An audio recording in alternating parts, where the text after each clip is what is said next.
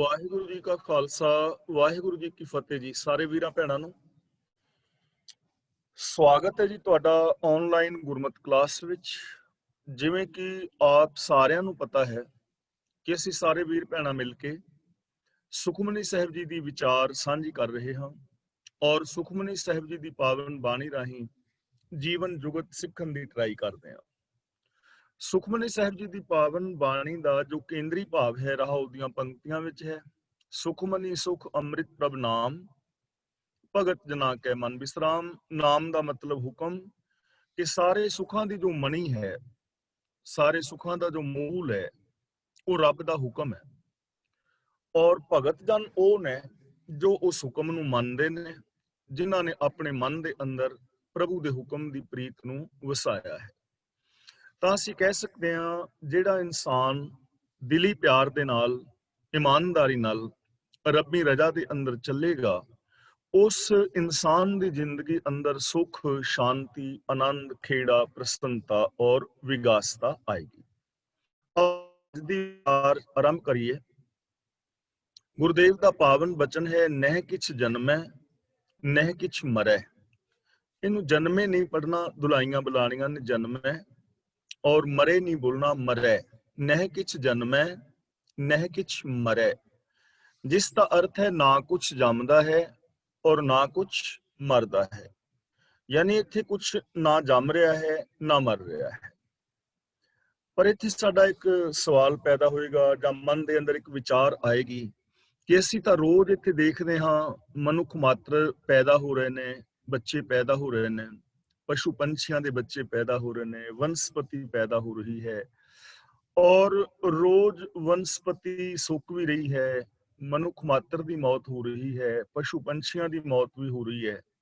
ਪਰ ਗੁਰੂ ਜੀ ਕਹਿੰਦੇ ਨੇ, ਨਹਿ ਕਿਛ ਜਨਮੈ ਨਹਿ ਕਿਛ ਮਰੇ, ਨਾ ਕੁਛ ਜੰਮਦਾ ਹੈ ਨਾ ਕੁਛ ਮਰਦਾ ਹੈ। ਇਹ ਚੀਜ਼ ਥੋੜੀ ਜੀ ਸਮਝਣ ਵਾਲੀ ਹੈ, ਕਿਉਂਕਿ ਪ੍ਰਭੂ ਪਰਮਾਤਮਾ ਸदैवी ਹੈ, ਰੱਬ ਸदैव ਹੈ, ਉਹ ਇੱਕ ਅਟਲ ਸੱਚਾਈ ਹੈ, ਉਹ ਅਬਿਨਾਸ਼ੀ ਹੈ। ਤੇ ਯਾਦ ਰੱਖਣਾ, ਇਹ ਚੀਜ਼ ਤਾਂ ਸਮਝ ਆਏਗੀ ਜੇ ਅਸੀਂ ਇੱਕ ਓੰਕਾਰ ਨੂੰ ਖਿਆਲ ਵਿੱਚ ਰੱਖ ਕੇ ਸਮਝਾਂਗੇ। ਇੱਕ ਓੰਕਾਰ ਤੋਂ ਭਾਵ ਉਹ ਇੱਕੋ ਹੀ ਹੈ, ਦੂਜਾ ਨਹੀਂ ਹੈ, ਇੱਕ ਹੀ ਫੈਲਿਆ ਹੋਇਆ ਹੈ। ਸਾਡੇ ਆਪਣੇ ਭੁਲੇਖੇ ਹੋ ਸਕਦੇ ਨੇ ਕਿ ਅਸੀਂ ਰੱਬ ਦੇ ਨਾਲੋਂ ਵੱਖਰੇ ਹਾਂ, ਮੇਰੀ ਵੱਖਰੀ ਹੋਂਦ ਹੈ, ਇਹ ਸਾਡਾ ਭੁਲੇਖਾ ਹੋ ਸਕਦਾ ਹੈ। ਔਰ ਇਹ ਭੁਲੇਖਾ ਹੀ ਹੈ। ਭਗਤ ਰਵਿਦਾਸ ਜੀ ਦਾ ਇੱਕ ਪਾਵਨ ਸ਼ਬਦ ਹੈ, ਜਬ ਹਮ ਹੋਤੇ ਤਬ ਤੂੰ ਨਾਹੀਂ, ਅਬ ਤੂੰ ਹੀ ਮੈਂ ਨਾਹੀਂ। ਭਗਤ ਰਵਿਦਾਸ ਜੀ ਕਹਿੰਦੇ ਨੇ, ਹੇ ਪ੍ਰਭੂ, ਜਦੋਂ ਤੱਕ ਸਾਡੇ ਜੀਵਾਂ ਦੇ ਮਨ ਅੰਦਰ ਹੰਗਤਾ ਔਰ ਮਮਤਾ ਹੁੰਦੀ ਹੈ, ਮੈਂ ਭਾਵ ਟਿਕਿਆ ਹੁੰਦਾ ਹੈ, ਉਦੋਂ ਤੱਕ ਸਾਡੇ ਮਨ ਵਿੱਚ ਤੂੰ ਨਹੀਂ ਹੁੰਦਾ। ਤੇ ਜਦੋਂ ਮਨ ਦੇ ਵਿੱਚ ਤੂੰ ਆ ਜਾਏ, ਉਦੋਂ ਫਿਰ ਮੈਂ ਨਹੀਂ ਰਹਿੰਦਾ, ਮੈਂ ਵੱਖਰਾ ਨਹੀਂ ਰਹਿੰਦਾ, ਇਹ ਖਿਆਲਾਤ ਖਤਮ ਹੋ ਜਾਂਦੇ ਨੇ। ਤਾਂ ਜਦੋਂ ਤੱਕ ਮੈਂ ਹੈ ਉਦੋਂ ਤੱਕ ਤੂੰ ਨਹੀਂ, ਜਦੋਂ ਤੂੰ ਆ ਜਾਏ ਉਦੋਂ ਮੈਂ ਨਹੀਂ ਰਹਿੰਦਾ। ਭਗਤ ਕਬੀਰ ਜੀ ਨੇ ਬੜੇ ਪਿਆਰ ਨਾਲ ਸਮਝਾਇਆ ਹੈ, ਕਹਿਣ ਲੱਗੇ, ਕਬੀਰ ਤੂੰ ਤੂੰ ਕਰਤਾ ਤੂੰ ਹੁਆ, ਮੁਝ में रहा ना हूं, जब आपा पर का मिट गया, जत देखो तत तू। ਭਗਤ ਰਵਿਦਾਸ ਜੀ ਨੇ ਦੋ ਮਿਸਾਲਾਂ ਦੇ ਕੇ ਸਾਨੂੰ ਸਮਝਾਇਆ ਹੈ ਔਰ ਇਹ ਚੀਜ਼ਾਂ ਸਮਝਣ ਵਾਲੀਆਂ ਨੇ। ਫਿਰ ਸਾਨੂੰ ਇਹ ਪੰਕਤੀ ਦੀ ਸਮਝ ਆ ਜਾਏਗੀ। ਨਰਪਤ ਏਕ ਸਿੰਘਾਸਨ ਸੋਇਆ, ਸੁਪਨੇ ਭਇਆ ਭਿਖਾਰੀ, ਅਛਤ ਰਾਜ ਵਿਛੁਰਤ ਦੁਖ ਪਾਇਆ, ਸੋ ਗਤ ਪਈ ਹਮਾਰੀ। ਯਾਨੀ ਇੱਕ ਬਾਦਸ਼ਾਹ ਰਾਜ ਸਿੰਘਾਸਨ ਤੇ ਬੈਠਾ ਹੋਇਆ ਹੈ, ਰਾਜ ਸਿੰਘਾਸਨ ਤੇ ਬੈਠਿਆ ਉਸ ਨੂੰ ਨੀਂਦ ਆ ਗਈ। ਸਪੋਜ਼ ਉਹ ਸੌਂ ਗਿਆ ਤੇ ਨੀਂਦ ਦੇ ਅੰਦਰ ਉਹਨੂੰ ਸੁਪਨਾ ਆਇਆ ਤੇ ਸੁਪਨੇ ਦੇ ਅੰਦਰ ਉਹ ਭਿਖਾਰੀ ਬਣ ਗਿਆ, ਰਾਜ ਖਤਮ ਹੋ ਗਿਆ, ਫਟੇ ਹੋਏ ਕੱਪੜੇ ਪਾਏ ਨੇ, ਵਿਆਹੀਆਂ ਪਾਟੀਆਂ ਨੇ, ਹੱਥ ਦੇ ਵਿੱਚ ਠੂਠਾ ਫੜਿਆ ਹੈ, ਦਰ ਦਰ ਤੇ ਜਾ ਕੇ ਮੰਗਦਾ ਹੈ ਤੇ ਲੋਕ ਝਿੜਕਾਂ ਦੇ ਰਹੇ ਨੇ ਕਿ ਤੂੰ ਹੱਟਾ ਕੱਟਾ ਹੈ, ਝੋਟੇ ਵਰਗਾ ਹੈ, ਮੰਗ ਕੇ ਕਿਉਂ ਖਾਂਦਾ ਹੈ, ਕੁਛ ਕਰਕੇ ਖਾ, ਭੀਖ ਨਹੀਂ ਮਿਲ ਰਹੀ।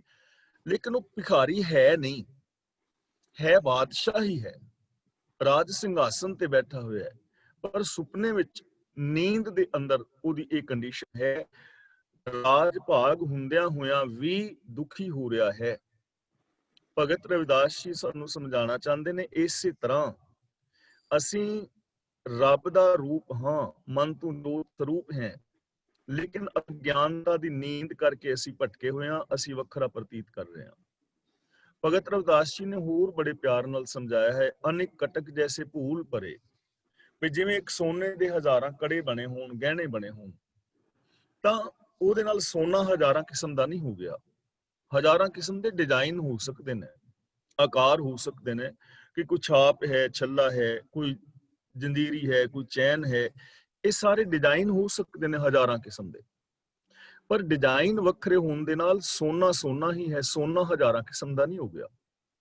ਇਸੇ ਤਰ੍ਹਾਂ ਆ ਜੋ ਜੀਵ ਜੰਤ ਨੇ, ਇਹਨਾਂ ਦੇ ਰੂਪ ਰੇਖ ਰੰਗ ਆਕਾਰ ਜਾਂ ਬੋਲ ਬਾਣੀ ਵੱਖਰੀ ਵੱਖਰੀ ਹੋ ਸਕਦੀ ਹੈ, ਪਰ ਇਹਨੇ ਆਕਾਰ ਹੋਣ ਦੇ ਨਾਲ ਰੱਬ ਇਹਨੇ ਹਿੱਸਿਆਂ ਵਿੱਚ ਨਹੀਂ ਵੰਡਿਆ ਗਿਆ। ਆਓ ਅਸੀਂ ਹੁਣ ਇਸ ਚੀਜ਼ ਨੂੰ ਸਮਝੀਏ, ਨਹਿ ਕਿ ਜਨਮੈ ਨਹਿ ਕਿਛ ਮਰੈ, ਇੱਕ ਹੀ ਫੈਲਿਆ ਹੋਇਆ ਹੈ। ਅਵਗਤ ਤੋਂ ਨਿਰਮਾਇਲ ਉਪਜੈ, ਨਿਰਗੁਣ ਸਰਗੁਣ ਥੀਆ। ਉਹ ਆਪ ਹੀ ਨਿਰਗੁਣ ਤੋਂ ਸਰਗੁਣ ਹੋਇਆ ਹੈ, ਆਪ ਹੀ ਨਿਰਾਕਾਰ ਤੋਂ ਸਾਕਾਰ ਹੋਇਆ ਹੈ, ਆਪ ਹੀ ਨਿਰੰਕਾਰ ਤੋਂ ਸੰਸਾਰ ਬਣਿਆ ਹੋਇਆ ਹੈ। ਤਾਂ ਇੱਥੇ ਹਰ ਚੀਜ਼ ਦੀ ਰੀਸਾਈਕਲਿੰਗ ਹੁੰਦੀ ਹੈ, ਇੱਥੇ ਖਤਮ ਕੁਝ ਨਹੀਂ ਹੁੰਦਾ। ਥੋੜਾ ਜਿਹਾ ਇੱਥੇ ਵਿਸਤਾਰ ਆਪਾਂ ਨੂੰ ਕਰਨਾ ਪੈਣਾ। ਜਿਵੇਂ ਅਸੀਂ ਦੇਖਦੇ ਹਾਂ ਨਾ, ਗਤੀ ਦੇ ਨਿਯਮ ਨੇ ਜਾਂ એનર્ਜੀ ਦੇ ਨਿਯਮ ਨੇ, ਤਾਂ એનર્ਜੀ ਜਿਹੜੀ ਇਹ ਖਤਮ ਨਹੀਂ ਹੁੰਦੀ, ਕਨਵਰਟ ਹੋ ਜਾਂਦੀ ਹੈ। ਫਾਰ ਐਗਜ਼ਾਮਪਲ, ਇੱਕ ਨਦੀ ਦੇ ਵਿੱਚ ਪਾਣੀ ਚੱਲ ਰਿਹਾ ਹੈ। ਹੁਣ ਪਾਣੀ ਦੇ ਅੰਦਰ એનર્ਜੀ ਹੈ, ਜਿਹੜੀ ਚੀਜ਼ ਅੱਗੇ ਆਏਗੀ ਪਾਣੀ ਉਹਨੂੰ ਰੋੜ ਕੇ ਲੈ ਜਾਏਗਾ, ਇਹਨੂੰ ਕਹਿੰਦੇ ਨੇ ਮੈਟੀਰੀਅਲ એનર્ਜੀ। ਤੇ ਅਸੀਂ ਕੀ ਕੀਤਾ ਕਿ ਪਾਣੀ ਨੂੰ ਥੱਲੇ ਨੂੰ ਸੁੱਟ ਕੇ ਜਿੱਥੇ ਝਾਲ ਹੈ ਉਹਦੇ ਥੱਲੇ ਇੱਕ ਟਰਬਾਈਨ ਲਗਾ ਦਿੱਤੀ। ਉਸ ਪਾਣੀ ਨੇ ਟਰਬਾਈਨ ਨੂੰ ਘੁਮਾ ਦਿੱਤਾ। ਹੁਣ ਪਾਣੀ ਦੀ એનર્ਜੀ ਖਤਮ ਨਹੀਂ ਹੋਈ, ਉਹ એનર્ਜੀ ਨੇ ਟਰਬਾਈਨ ਨੂੰ ਘੁਮਾਇਆ ਹੈ, ਉਹ એનર્ਜੀ ਕਨਵਰਟ ਹੋ ਗਈ ਹੈ। ਉਹਨੂੰ ਹੁਣ ਅਸੀਂ ਕਵਾਂਗੇ ਮੈਕੈਨੀਕਲ એનર્ਜੀ। ਪਾਣੀ ਦੀ એનર્ਜੀ ਮੈਟੀਰੀਅਲ એનર્ਜੀ, ਹੁਣ ਮਸ਼ੀਨ ਘੁੰਮ ਰਹੀ ਹੈ, ਉਹਨੂੰ ਕਵਾਂਗੇ ਮੈਕੈਨੀਕਲ એનર્ਜੀ। ਤੇ ਉਹ ਟਰਬਾਈਨ ਜਦੋਂ ਘੁੰਮ ਰਹੀ ਹੈ ਤੇ ਉਸ ਤੇ ਅੱਗੇ ਅਸੀਂ ਇੱਕ ਟਰਾਂਸਫਾਰਮਰ ਲਗਾ ਦਿੱਤਾ, ਜਨਰੇਟਰ ਲਗਾ ਦਿੱਤਾ ਬਿਜਲੀ ਪੈਦਾ ਕਰਨ ਵਾਲਾ। ਤਾਂ ਉਹ ਜੋ ਮੈਕੈਨੀਕਲ એનર્ਜੀ ਹੈ ਉਸਨੇ ਹੁਣ ਜਨਰੇਟਰ ਨੂੰ ਘੁਮਾਇਆ ਤੇ ਉੱਥੋਂ ਬਿਜਲੀ ਪੈਦਾ ਹੋ ਗਈ। એનર્ਜੀ ਖਤਮ ਨਹੀਂ ਹੋਈ, એનર્ਜੀ ਕਨਵਰਟ ਹੋ ਗਈ ਇਲੈਕਟ੍ਰੋਨਿਕ એનર્ਜੀ ਵਿੱਚ। ਤੇ ਇਲੈਕਟ੍ਰੋਨਿਕ એનર્ਜੀ ਉੱਥੋਂ ਅਸੀਂ ਤਾਰਾਂ ਲਗਾ ਕੇ ਅੱਗੇ ਇੱਕ ਪੱਖਾ ਚਲਾ ਦਿੱਤਾ। ਹੁਣ ਉਹ એનર્ਜੀ ਖਤਮ ਨਹੀਂ ਹੋਈ, ਉਹ ਮੁੜ ਕੇ ਫਿਰ ਮੈਕੈਨੀਕਲ એનર્ਜੀ ਦੇ ਅੰਦਰ ਕਨਵਰਟ ਹੋ ਗਈ, ਕਿਉਂਕਿ ਉਹਨੇ ਇੱਕ ਮਸ਼ੀਨ ਨੂੰ ਚਲਾਇਆ ਤੇ ਉਸ ਪੱਖੇ ਨੇ ਹਵਾ ਨੂੰ ਥੱਲੇ ਨੂੰ ਧੱਕਿਆ।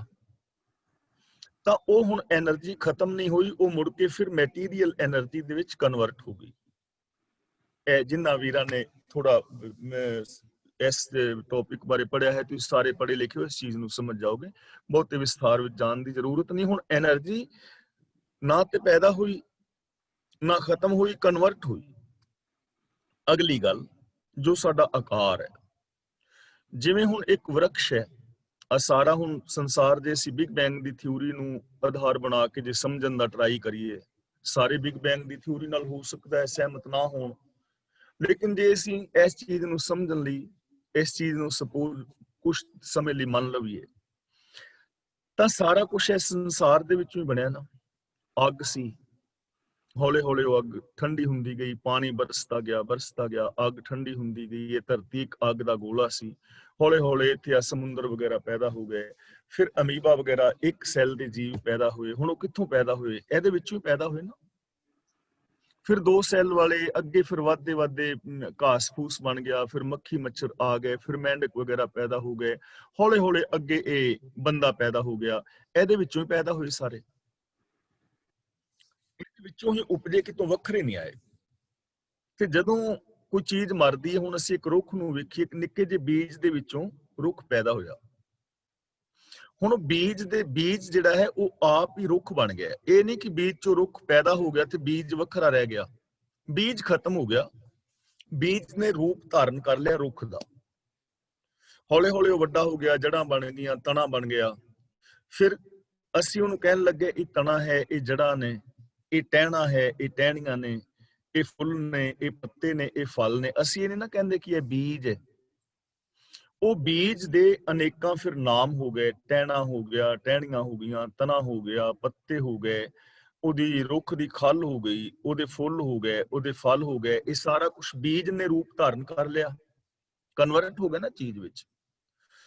ਹੁਣ ਕੀ ਹੋਇਆ ਕਿ ਇੱਕ ਪੱਤਾ ਰੁੱਖ ਦੇ ਨਾਲੋਂ ਟੁੱਟਿਆ, ਰੁੱਖ ਨਾਲੋਂ ਪੱਤਾ ਟੁੱਟ ਕੇ ਥੱਲੇ ਜ਼ਮੀਨ ਤੇ ਡਿੱਗ ਗਿਆ। ਤੇ ਜ਼ਮੀਨ ਦੇ ਉੱਤੇ ਡਿੱਗਣ ਤੋਂ ਬਾਅਦ ਬਰਸਾਤ ਵਗੈਰਾ ਪਈ ਤੇ ਉਹ ਪੱਤਾ ਗਲ ਗਿਆ। ਪੱਤਾ ਗਲ ਕੇ ਜ਼ਮੀਨ ਮਿੱਟੀ ਦੇ ਵਿੱਚ ਮਿਲਿਆ, ਖੁਰਾਕ ਬਣ ਗਿਆ ਤੇ ਜੜਾਂ ਨੇ ਉਹਨੂੰ ਸੋਖ ਲਿਆ। ਉਹ ਮੁੜ ਕੇ ਫਿਰ ਜੜਾਂ ਦੇ ਵਿੱਚੋਂ ਹੁੰਦਾ ਹੁੰਦਾ ਫਿਰ ਅੱਗੇ ਪੱਤੇ ਤੱਕ ਪਹੁੰਚ ਗਿਆ। ਤਾਂ ਖਤਮ ਕੁਛ ਨਹੀਂ ਹੋਇਆ, ਰੀਸਾਈਕਲਿੰਗ ਹੋਇਆ। ਜਿਵੇਂ ਮੈਂ ਆ, ਜੇ ਮੇਰੀ ਗੱਲ ਕਰਕੇ ਆਪਾਂ ਸਮਝਣ ਦਾ ਯਤਨ ਕਰੀਏ ਤਾਂ ਜਿਵੇਂ ਅਸੀਂ ਸਮਝਦੇ ਹਾਂ ਧਾਰਮਿਕ ਦੁਨੀਆ ਵਿੱਚ ਕਿ 5 ਤੱਤਾਂ ਤੋਂ ਸਰੀਰ ਬਣਿਆ ਹੈ, ਮਿੱਟੀ, ਪਾਣੀ, ਹਵਾ, ਆਕਾਸ਼ ਆਦਿ ਤੋਂ। ਹੁਣ ਜਿਸ ਦਿਨ ਮੈਂ ਮਰਾਂਗਾ, ਯਾਨੀ ਮੇਰੇ ਜਨਮ ਤੋਂ ਪਹਿਲਾਂ ਵੀ ਧਰਤੀ, ਆਕਾਸ਼, ਇਹ 5 ਤੱਤ ਮੌਜੂਦ ਸਨ। ਤਾਂ ਜਦੋਂ ਮੈਂ ਪੈਦਾ ਹੋਇਆ ਤੇ ਕੁਛ ਨਵਾਂ ਨਹੀਂ, ਇਹ ਤੱਤ ਪਹਿਲਾਂ ਵੀ ਹੈ ਸਨ। ਜਿਸ ਦਿਨ ਮੈਂ ਮਰਾਂਗਾ, ਜਿਸ ਨੂੰ ਅਸੀਂ ਮੌਤ ਕਹਿੰਦੇ ਹਾਂ, ਮੈਨੂੰ ਜਲਾਇਆ ਜਾਏਗਾ, ਤਾਂ ਮੇਰੇ ਸਰੀਰ ਦੇ ਅੰਦਰ ਜੋ ਤੱਤ ਨੇ, ਜਿਵੇਂ ਮਿੱਟੀ ਹੈ, ਮਿੱਟੀ ਜਿਵੇਂ ਕੈਲਸ਼ੀਅਮ ਹੈ, ਆਇਰਨ ਵਗੈਰਾ, ਇਹ ਸਭ ਮਿੱਟੀ ਦੇ ਤੱਤ ਨੇ, ਇਹ ਜਲ ਕੇ ਮਿੱਟੀ ਵਿੱਚ ਮਿਲ ਜਾਣਗੇ। ਜੋ ਸਰੀਰ ਦੇ ਅੰਦਰ ਹਵਾ ਹੈ, ਆਕਸੀਜਨ ਵਗੈਰਾ, ਉਹ ਸਾਰੀ ਹਵਾ ਵਿੱਚ ਮਿਲ ਜਾਏਗੀ। ਜੋ ਮੇਰੇ ਸਰੀਰ ਦੇ ਅੰਦਰ ਸਪੇਸ, ਆਕਾਸ਼ ਦਾ ਹਿੱਸਾ ਹੈ, ਉਹ ਆਕਾਸ਼ ਵਿੱਚ ਮਿਲ ਜਾਏਗਾ। ਅੱਗ ਵਿੱਚ, ਔਰ ਜੋ ਪਾਣੀ ਹੈ 60-70% ਜਾਂ 70-75%, ਉਹ ਵਾਸ਼ਪ ਬਣ ਕੇ ਪਾਣੀ ਦੇ ਅੰਦਰ ਮਿਲ ਜਾਏਗਾ। ਹੁਣ ਖਤਮ ਤਾਂ ਕੁਛ ਵੀ ਨਹੀਂ ਹੋਇਆ, ਯਾਨੀ ਇਹ ਜਿਹੜੇ ਤੱਤ ਨੇ ਇਹਨਾਂ 5 ਤੱਤਾਂ ਦੇ ਵਿੱਚ ਮਿਲ ਗਏ। ਅੱਗੇ ਕੀ ਹੋਏਗਾ? ਜੋ 60-70% ਪਾਣੀ ਜਿੰਨਾ ਵੀ ਹੈ ਆਕਾਸ਼ ਵਿੱਚ ਭਾਪ ਬਣ ਕੇ ਉੱਡਿਆ, ਜਦੋਂ ਉਸ ਪਾਣੀ ਨੂੰ ਠੰਡਕ ਮਿਲੇਗੀ ਤੇ ਉਹ ਭਾਪ ਤੋਂ ਫਿਰ ਪਾਣੀ ਦੇ ਵਿੱਚ ਕਨਵਰਟ ਹੋਏਗਾ ਤੇ ਉਹ ਤਰੇਲ ਬਣ ਕੇ ਜਾਂ ਬੱਦਲਾਂ ਦੇ ਬਰਸਾਤ ਰਾਹੀਂ ਥੱਲੇ ਗਿਰੇਗਾ ਜ਼ਮੀਨ ਤੇ। ਉਹ ਜ਼ਮੀਨ ਦੇ ਉੱਤੇ ਘਾਸ ਫੂਸ ਨੂੰ ਜਾਂ ਕਿਤੇ ਹੋਰ ਜੀਵਨ ਦੇ ਰਿਹਾ ਹੋਏਗਾ। ਇਸੇ ਤਰ੍ਹਾਂ ਹਵਾ ਇਸ ਵਾਯੂ ਮੰਡਲ ਵਿੱਚ ਮਿਲ ਕੇ ਕਿਤੇ ਹੋਰ ਜੀਵਨ ਦੇ ਰਹੀ ਹੋਏਗੀ। ਤਾਂ ਇਸ ਤਰ੍ਹਾਂ ਨਾ ਕੁਛ ਜੰਮਦਾ ਹੈ, ਨਾ ਕੁਛ ਮਰਦਾ ਹੈ। ਇਹ ਸਾਰਾ ਸਿਲਸਿਲਾ ਇੱਕ ਰੱਬ ਫੈਲਿਆ ਹੋਇਆ ਹੈ, ਔਰ ਕੁਛ ਜੰਮਦਾ ਔਰ ਕੁਛ ਮਰਦਾ ਨਹੀਂ। ਇੱਥੇ ਸਭ ਕੁਛ ਰੀਸਾਈਕਲਿੰਗ ਹੁੰਦਾ ਹੈ, ਕੁਛ ਖਤਮ ਨਹੀਂ ਹੁੰਦਾ। ਇਹਨੂੰ ਸਾਇੰਸ ਕਹਿੰਦੀ ਹੈ ਕਿ ਐਨਰਜੀ ਨੂੰ ਨਾ ਪੈਦਾ ਕੀਤਾ ਜਾ ਸਕਦਾ ਹੈ, ਨਾ ਖਤਮ ਕੀਤਾ ਜਾ ਸਕਦਾ ਹੈ, ਇਹਨੂੰ ਕਨਵਰਟ ਕੀਤਾ ਜਾ ਸਕਦਾ ਹੈ। ਗੁਰਬਾਣੀ ਵਿੱਚ ਇਸੇ ਚੀਜ਼ ਨੂੰ ਗੁਰੂ ਜੀ ਕਹਿੰਦੇ ਨੇ, ਆਦ ਸੱਚ, ਜੁਗਾਦ ਸੱਚ, ਹੈ ਭੀ ਸੱਚ, ਨਾਨਕ ਹੋਸੀ ਭੀ ਸੱਚ, ਕਿ ਇੱਕ ਪ੍ਰਭੂ ਹੀ ਪਸਰਿਆ ਹੋਇਆ ਹੈ ਜੋ ਆਦ ਜੁਗਾਦੀ ਹੈ। ਤਾਂ ਇੱਥੇ ਕੁਛ ਜੰਮਦਾ ਔਰ ਮਰਦਾ ਨਹੀਂ। ਆਪਨ ਚਲਿਤ ਆਪ ਹੀ ਕਰੇ। ਆਪਨ ਦਾ ਮਤਲਬ ਆਪਣੇ, ਚਲਿਤ ਦਾ ਮਤਲਬ ਚਰਿੱਤਰ, ਤਮਾਸ਼ੇ, ਖੇਲ ਆਪ ਹੀ ਕਰੇ। ਇਹ ਜਿਹੜਾ ਖੇਲ ਹੈ ਰੱਬ ਆਪ ਹੀ ਕਰ ਰਿਹਾ ਹੈ, ਯਾਨੀ ਉਹਦੇ ਤੋਂ ਇਲਾਵਾ ਕੁਝ ਹੋਰ ਹੈ ਹੀ ਨਹੀਂ। ਹੁਣ ਜੰਮੇ ਮਰੇਗਾ ਤੇ ਤਾਂ ਜੇ ਕੋਈ ਹੋਰ ਹੋਏਗਾ, ਹੋਰ ਹੈ ਹੀ ਨਹੀਂ। ਉਹ ਆਪ ਹੀ ਆਪਣਾ ਖੇਲ ਕਰ ਰਿਹਾ ਤੇ ਰੱਬ ਜਨਮ ਮਰਨ ਵਿੱਚ ਹੈ ਨਹੀਂ। ਇਹ ਚੀਜ਼ ਨੂੰ ਸਮਝਣ ਲਈ ਤੁਸੀਂ ਇੱਕ ਸ਼ਬਦ ਆਪ ਕੱਢ ਕੇ ਪੜ੍ਹ ਲੈਣਾ।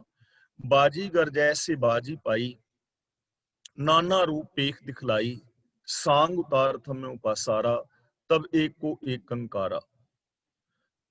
ਇਹ ਸ਼ਬਦ ਦੇ ਅੰਦਰ ਉਹ ਦੱਸਦੇ ਨੇ ਕਿ ਜਿਵੇਂ ਬਾਜੀਗਰ ਬਾਜੀ ਪਾਉਣ ਤੋਂ ਪਹਿਲਾਂ ਇਕੱਲਾ ਹੈ, ਪਰ ਬਾਜੀ ਪਾਉਂਦਿਆਂ, ਖੇਲ ਦਿਖਾਉਂਦਿਆਂ ਉਹ ਅਨੇਕਾਂ ਰੂਪ ਧਾਰਨ ਕਰਦਾ ਹੈ। ਸਟੇਜ ਦੇ ਪਿੱਛੇ ਜਾਂਦਾ ਹੈ, ਪਰਦੇ ਪਿੱਛੇ, ਕਦੇ ਬੁੱਢਾ, ਕਦੇ ਜਵਾਨ, ਕਦੇ ਬੱਚਾ ਬਣ ਕੇ ਆਉਂਦਾ ਹੈ। ਤੇ ਜਦੋਂ ਖੇਲ ਖਤਮ ਕਰਦਾ ਹੈ ਬਾਜੀਗਰ, ਫਿਰ ਇਕੱਲਾ ਰਹਿ ਜਾਂਦਾ ਹੈ। ਤਾਂ ਗੁਰੂ ਜੀ ਕਹਿੰਦੇ ਨੇ, ਹੁਣ ਦੱਸੋ ਕਮਨ ਰੂਪ ਦ੍ਰਿਸ਼ਟਿਓ ਬਿਨ ਸਾਇਓ, ਕਤੈ ਗਇਓ ਉਹ ਕਾਤੇ ਆਇਓ। ਕਿ ਬਾਜੀਗਰ ਦਾ ਕਿਹੜਾ ਰੂਪ ਪੈਦਾ ਹੋਇਆ ਤੇ ਕਿਹੜਾ ਰੂਪ ਖਤਮ ਹੋਇਆ। ਨਾ ਤੇ ਉਹਦਾ ਕੋਈ ਰੂਪ ਖਤਮ ਹੋਇਆ, ਨਾ ਉਹਦਾ ਕੋਈ ਰੂਪ ਪੈਦਾ ਹੋਇਆ। ਉੱਥੇ ਇਕੱਲਾ ਬਾਜੀਗਰ ਹੀ ਤਮਾਸ਼ਾ ਕਰ ਰਿਹਾ ਸੀ ਨਾ।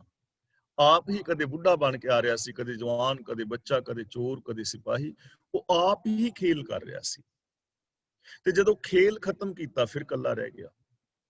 ਇਸੇ ਤਰ੍ਹਾਂ ਸਹਿਸ ਘਟਾ ਮੈਂ ਏਕ ਆਕਾਸ਼, ਹਜ਼ਾਰਾਂ ਘੜਿਆਂ ਦੇ ਵਿੱਚ ਆਕਾਸ਼ ਇੱਕੋ ਹੀ ਹੈ, ਲੇਕਿਨ ਸਾਨੂੰ ਹਜ਼ਾਰਾਂ ਦਿਸਦਾ ਹੈ। ਆਕਾਸ਼ ਪਹਿਲਾਂ ਵੀ ਇੱਕ ਸੀ, ਹਜ਼ਾਰਾਂ ਘੜਿਆਂ ਵਿੱਚ ਦਿਸਦਿਆਂ ਵੀ ਇੱਕ ਹੈ। ਘੜੇ ਭੰਨ ਦਿਓਗੇ ਆਕਾਸ਼ ਫਿਰ ਵੀ ਇੱਕ ਹੀ ਰਹੇਗਾ। ਇਸ ਸ਼ਬਦ ਦੇ ਅਖੀਰ ਵਿੱਚ ਗੁਰੂ ਜੀ ਕਹਿੰਦੇ ਨੇ, ਭਰਮ, ਲੋਭ, ਮੋਹ, ਮਾਇਆ, ਵਿਕਾਰ। ਕਿ ਸਾਡੇ ਅੰਦਰ ਇੱਕ ਭਰਮ ਹੈ ਕਿ ਮੈਂ ਵੱਖਰਾ ਹਾਂ। ਲੋਭ ਔਰ ਮਾਇਆ ਦੇ ਵਿਕਾਰ ਨੇ।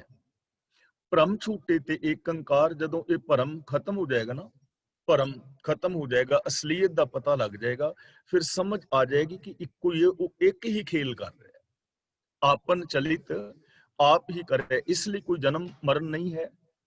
ਰੱਬ ਆਪਣੇ ਖੇਲ ਆਪ ਹੀ ਕਰ ਰਿਹਾ ਹੈ। ਆਵਤ ਕਰਤਾ, ਜਾਤ ਵੀ ਕਰਤਾ, ਦ੍ਰਿਸ਼ਟੋ ਕਰਤਾ, ਓਪਤ ਕਰਤਾ, ਪਰਲੋ ਕਰਤਾ। ਉਹ ਆਪਣੇ ਤਮਾਸ਼ੇ, ਆਪਣਾ ਖੇਲ ਆਪ ਕਰ ਰਿਹਾ ਹੈ।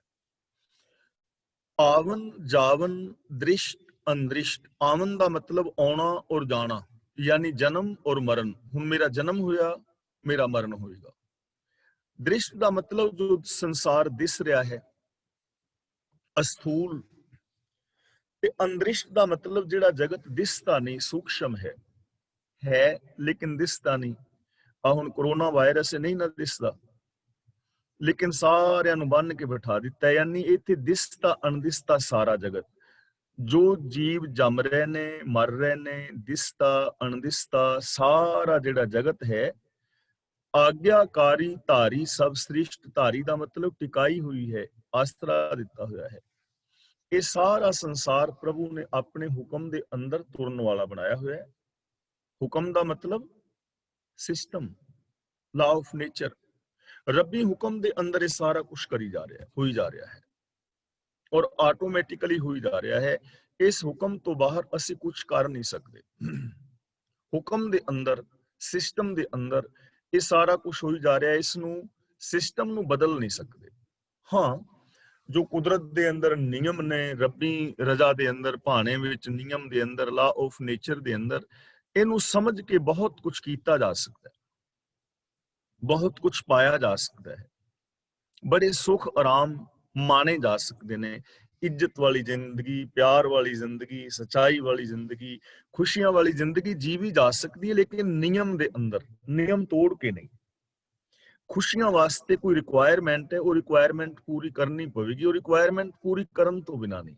ਤਾਂ ਗੁਰੂ ਜੀ ਕਹਿੰਦੇ ਨੇ ਸਾਰੀ ਦੀ ਸਾਰੀ ਸ੍ਰਿਸ਼ਟੀ, ਦਿਸਦਾ ਅਣਦਿਸਦਾ ਜੋ ਜਗਤ ਹੈ, ਇਹ ਸਭ ਹੁਕਮ ਦੇ ਅੰਦਰ ਹੈ। ਹੁਕਮ ਦੇ ਅੰਦਰ ਹੀ ਜਨਮ ਹੈ, ਹੁਕਮ ਦੇ ਅੰਦਰ ਹੀ ਮੌਤ ਹੈ, ਜਿਹਨੂੰ ਅਸੀਂ ਜਨਮ ਔਰ ਮੌਤ ਕਹਿੰਦੇ ਹਾਂ। ਆਪੇ ਆਪ, ਸਗਲ ਮਹਿ ਆਪ। ਸਾਰੇ ਜੀਵਾਂ ਦੇ ਵਿੱਚ ਕੇਵਲ ਆਪ ਹੀ ਆਪ ਹੈ, ਹੋਰ ਕੋਈ ਹੈ ਹੀ ਨਹੀਂ। ਹੁਣ ਦੱਸੋ ਮੇਰੇ ਵਿੱਚ ਕੌਣ ਹੈ? ਅਸੀਂ ਕਹਾਂਗੇ ਨਾ ਸਭੇ ਘਟ ਰਾਮ ਬੋਲੇ, ਘਟ ਘਟ ਮੈਂ ਹਰ ਜੂ ਬਸੈ। ਤੇ ਜੇ ਮੇਰੇ ਵਿੱਚ ਰੱਬ ਹੈ ਤੇ ਤੁਹਾਡੇ ਵਿੱਚ ਕੋਈ ਹੋਰ ਥੋੜਾ, ਤੁਹਾਡੇ ਵਿੱਚ ਵੀ ਰੱਬ ਹੈ। ਤੇ ਇਕੱਲੇ ਤੁਹਾਡੇ ਵਿੱਚ ਨਹੀਂ, ਬਾਕੀ ਸਾਰੀ ਦੁਨੀਆ ਵਿੱਚ ਵੀ, ਜੀਵ ਜਨਤਾ ਵਿੱਚ ਵੀ ਇੱਕੋ ਹੀ ਸੱਤਿਆ ਹੈ। ਇਹਦੇ ਬਾਰੇ ਅਸੀਂ ਕੀ ਕਵਾਂਗੇ? ਸਾਡੇ ਕੋਲ ਇਹਦਾ ਕੀ ਉੱਤਰ ਹੋਏਗਾ ਕਿ ਕੋਈ ਹੋਰ ਹੈ? ਹੋਰ ਨਹੀਂ ਹੈ, ਇੱਕੋ ਹੀ ਸੱਤਿਆ ਹੈ, ਇੱਕੋ ਹੀ ਹੁਕਮ, ਇੱਕੋ ਹੀ ਸਿਸਟਮ ਕੰਮ ਕਰ ਰਿਹਾ ਹੈ। ਆਪੇ ਆਪ, ਸਗਲ ਮੈਂ ਆਪ। ਉਹ ਆਪਣੇ ਆਪ ਤੋਂ ਆਪ ਹੈ, ਆਪ ਹੀ ਆਪ ਵਸ ਰਿਹਾ ਹੋਇਆ ਹੈ, ਸਾਰਿਆਂ ਵਿੱਚ ਆਪ ਹੀ ਹੈ, ਆਪ ਹੀ ਬੋਲ ਰਿਹਾ ਹੈ, ਆਪ ਹੀ ਹੱਸ ਰਿਹਾ ਹੈ। ਉਹਦੀ ਸੱਤਿਆ ਕਰਕੇ ਹੀ ਹੈ ਸਾਰਾ ਕੁਝ। ਅਨਿਕ ਜੁਗਤ ਰਚ ਥਾਪ ਉਥਾਪ। ਅਨਿਕ ਜੁਗਤ, ਅਨਿਕ ਦਾ ਮਤਲਬ ਅਨੇਕਾਂ, ਜੁਗਤ ਦਾ ਮਤਲਬ ਤਰੀਕਿਆਂ ਨਾਲ, ਢੰਗ ਦੇ ਨਾਲ। ਥਾਪ ਦਾ ਮਤਲਬ ਬਣਾਉਣਾ, ਉਥਾਪ ਦਾ ਮਤਲਬ ਨਾਸ਼ ਕਰਨਾ। ਅਨੇਕਾਂ ਤਰੀਕਿਆਂ ਨਾਲ ਜਗਤ ਨੂੰ ਬਣਾ ਕੇ ਨਾਸ਼ ਵੀ ਕਰਦਾ ਹੈ। ਅਨੇਕਾਂ ਢੰਗ ਨੇ, ਅਨੇਕਾਂ ਨਿਯਮ ਨੇ ਇਸ ਜਗਤ ਵਿੱਚ, ਪੈਦਾਇਸ਼ ਤੇ ਔਰ ਖਤਮ ਹੋਣ ਦੇ। ਅਨੇਕਾਂ ਢੰਗ ਨੇ, ਅਨੇਕਾਂ ਤਰੀਕੇ ਨੇ, ਭਾਵ ਅਨੇਕਾਂ ਨਿਯਮ ਨੇ, ਅਨੇਕਾਂ ਕਿਸਮਾਂ ਦੀ ਜੀਵ ਜੰਤ ਨੇ। ਸਾਰਿਆਂ ਨੂੰ ਸਿਸਟਮ ਦੇ ਅੰਦਰ ਪੈਦਾ ਵੀ ਕਰ ਰਿਹਾ ਹੈ ਔਰ ਖਤਮ ਵੀ ਕਰ ਰਿਹਾ ਹੈ। ਯਾਨੀ ਰੱਬੀ ਰਜ਼ਾ ਦੇ ਅੰਦਰ ਜੀਵ ਜੰਤ ਪੈਦਾ ਵੀ ਹੋ ਰਹੇ ਨੇ, ਖਤਮ ਵੀ ਹੋ ਰਹੇ ਨੇ। ਜਿਵੇਂ ਸਮੁੰਦਰ ਦੇ ਅੰਦਰ ਲਹਿਰਾਂ ਪੈਦਾ ਹੁੰਦੀਆਂ ਨੇ। ਅਨਲ ਅਗਮ ਜੈਸੇ ਲਹਿਰ ਮੈਂ ਓਦਦ, ਜਲ ਕੇਵਲ ਜਲ ਮਾਹੀ।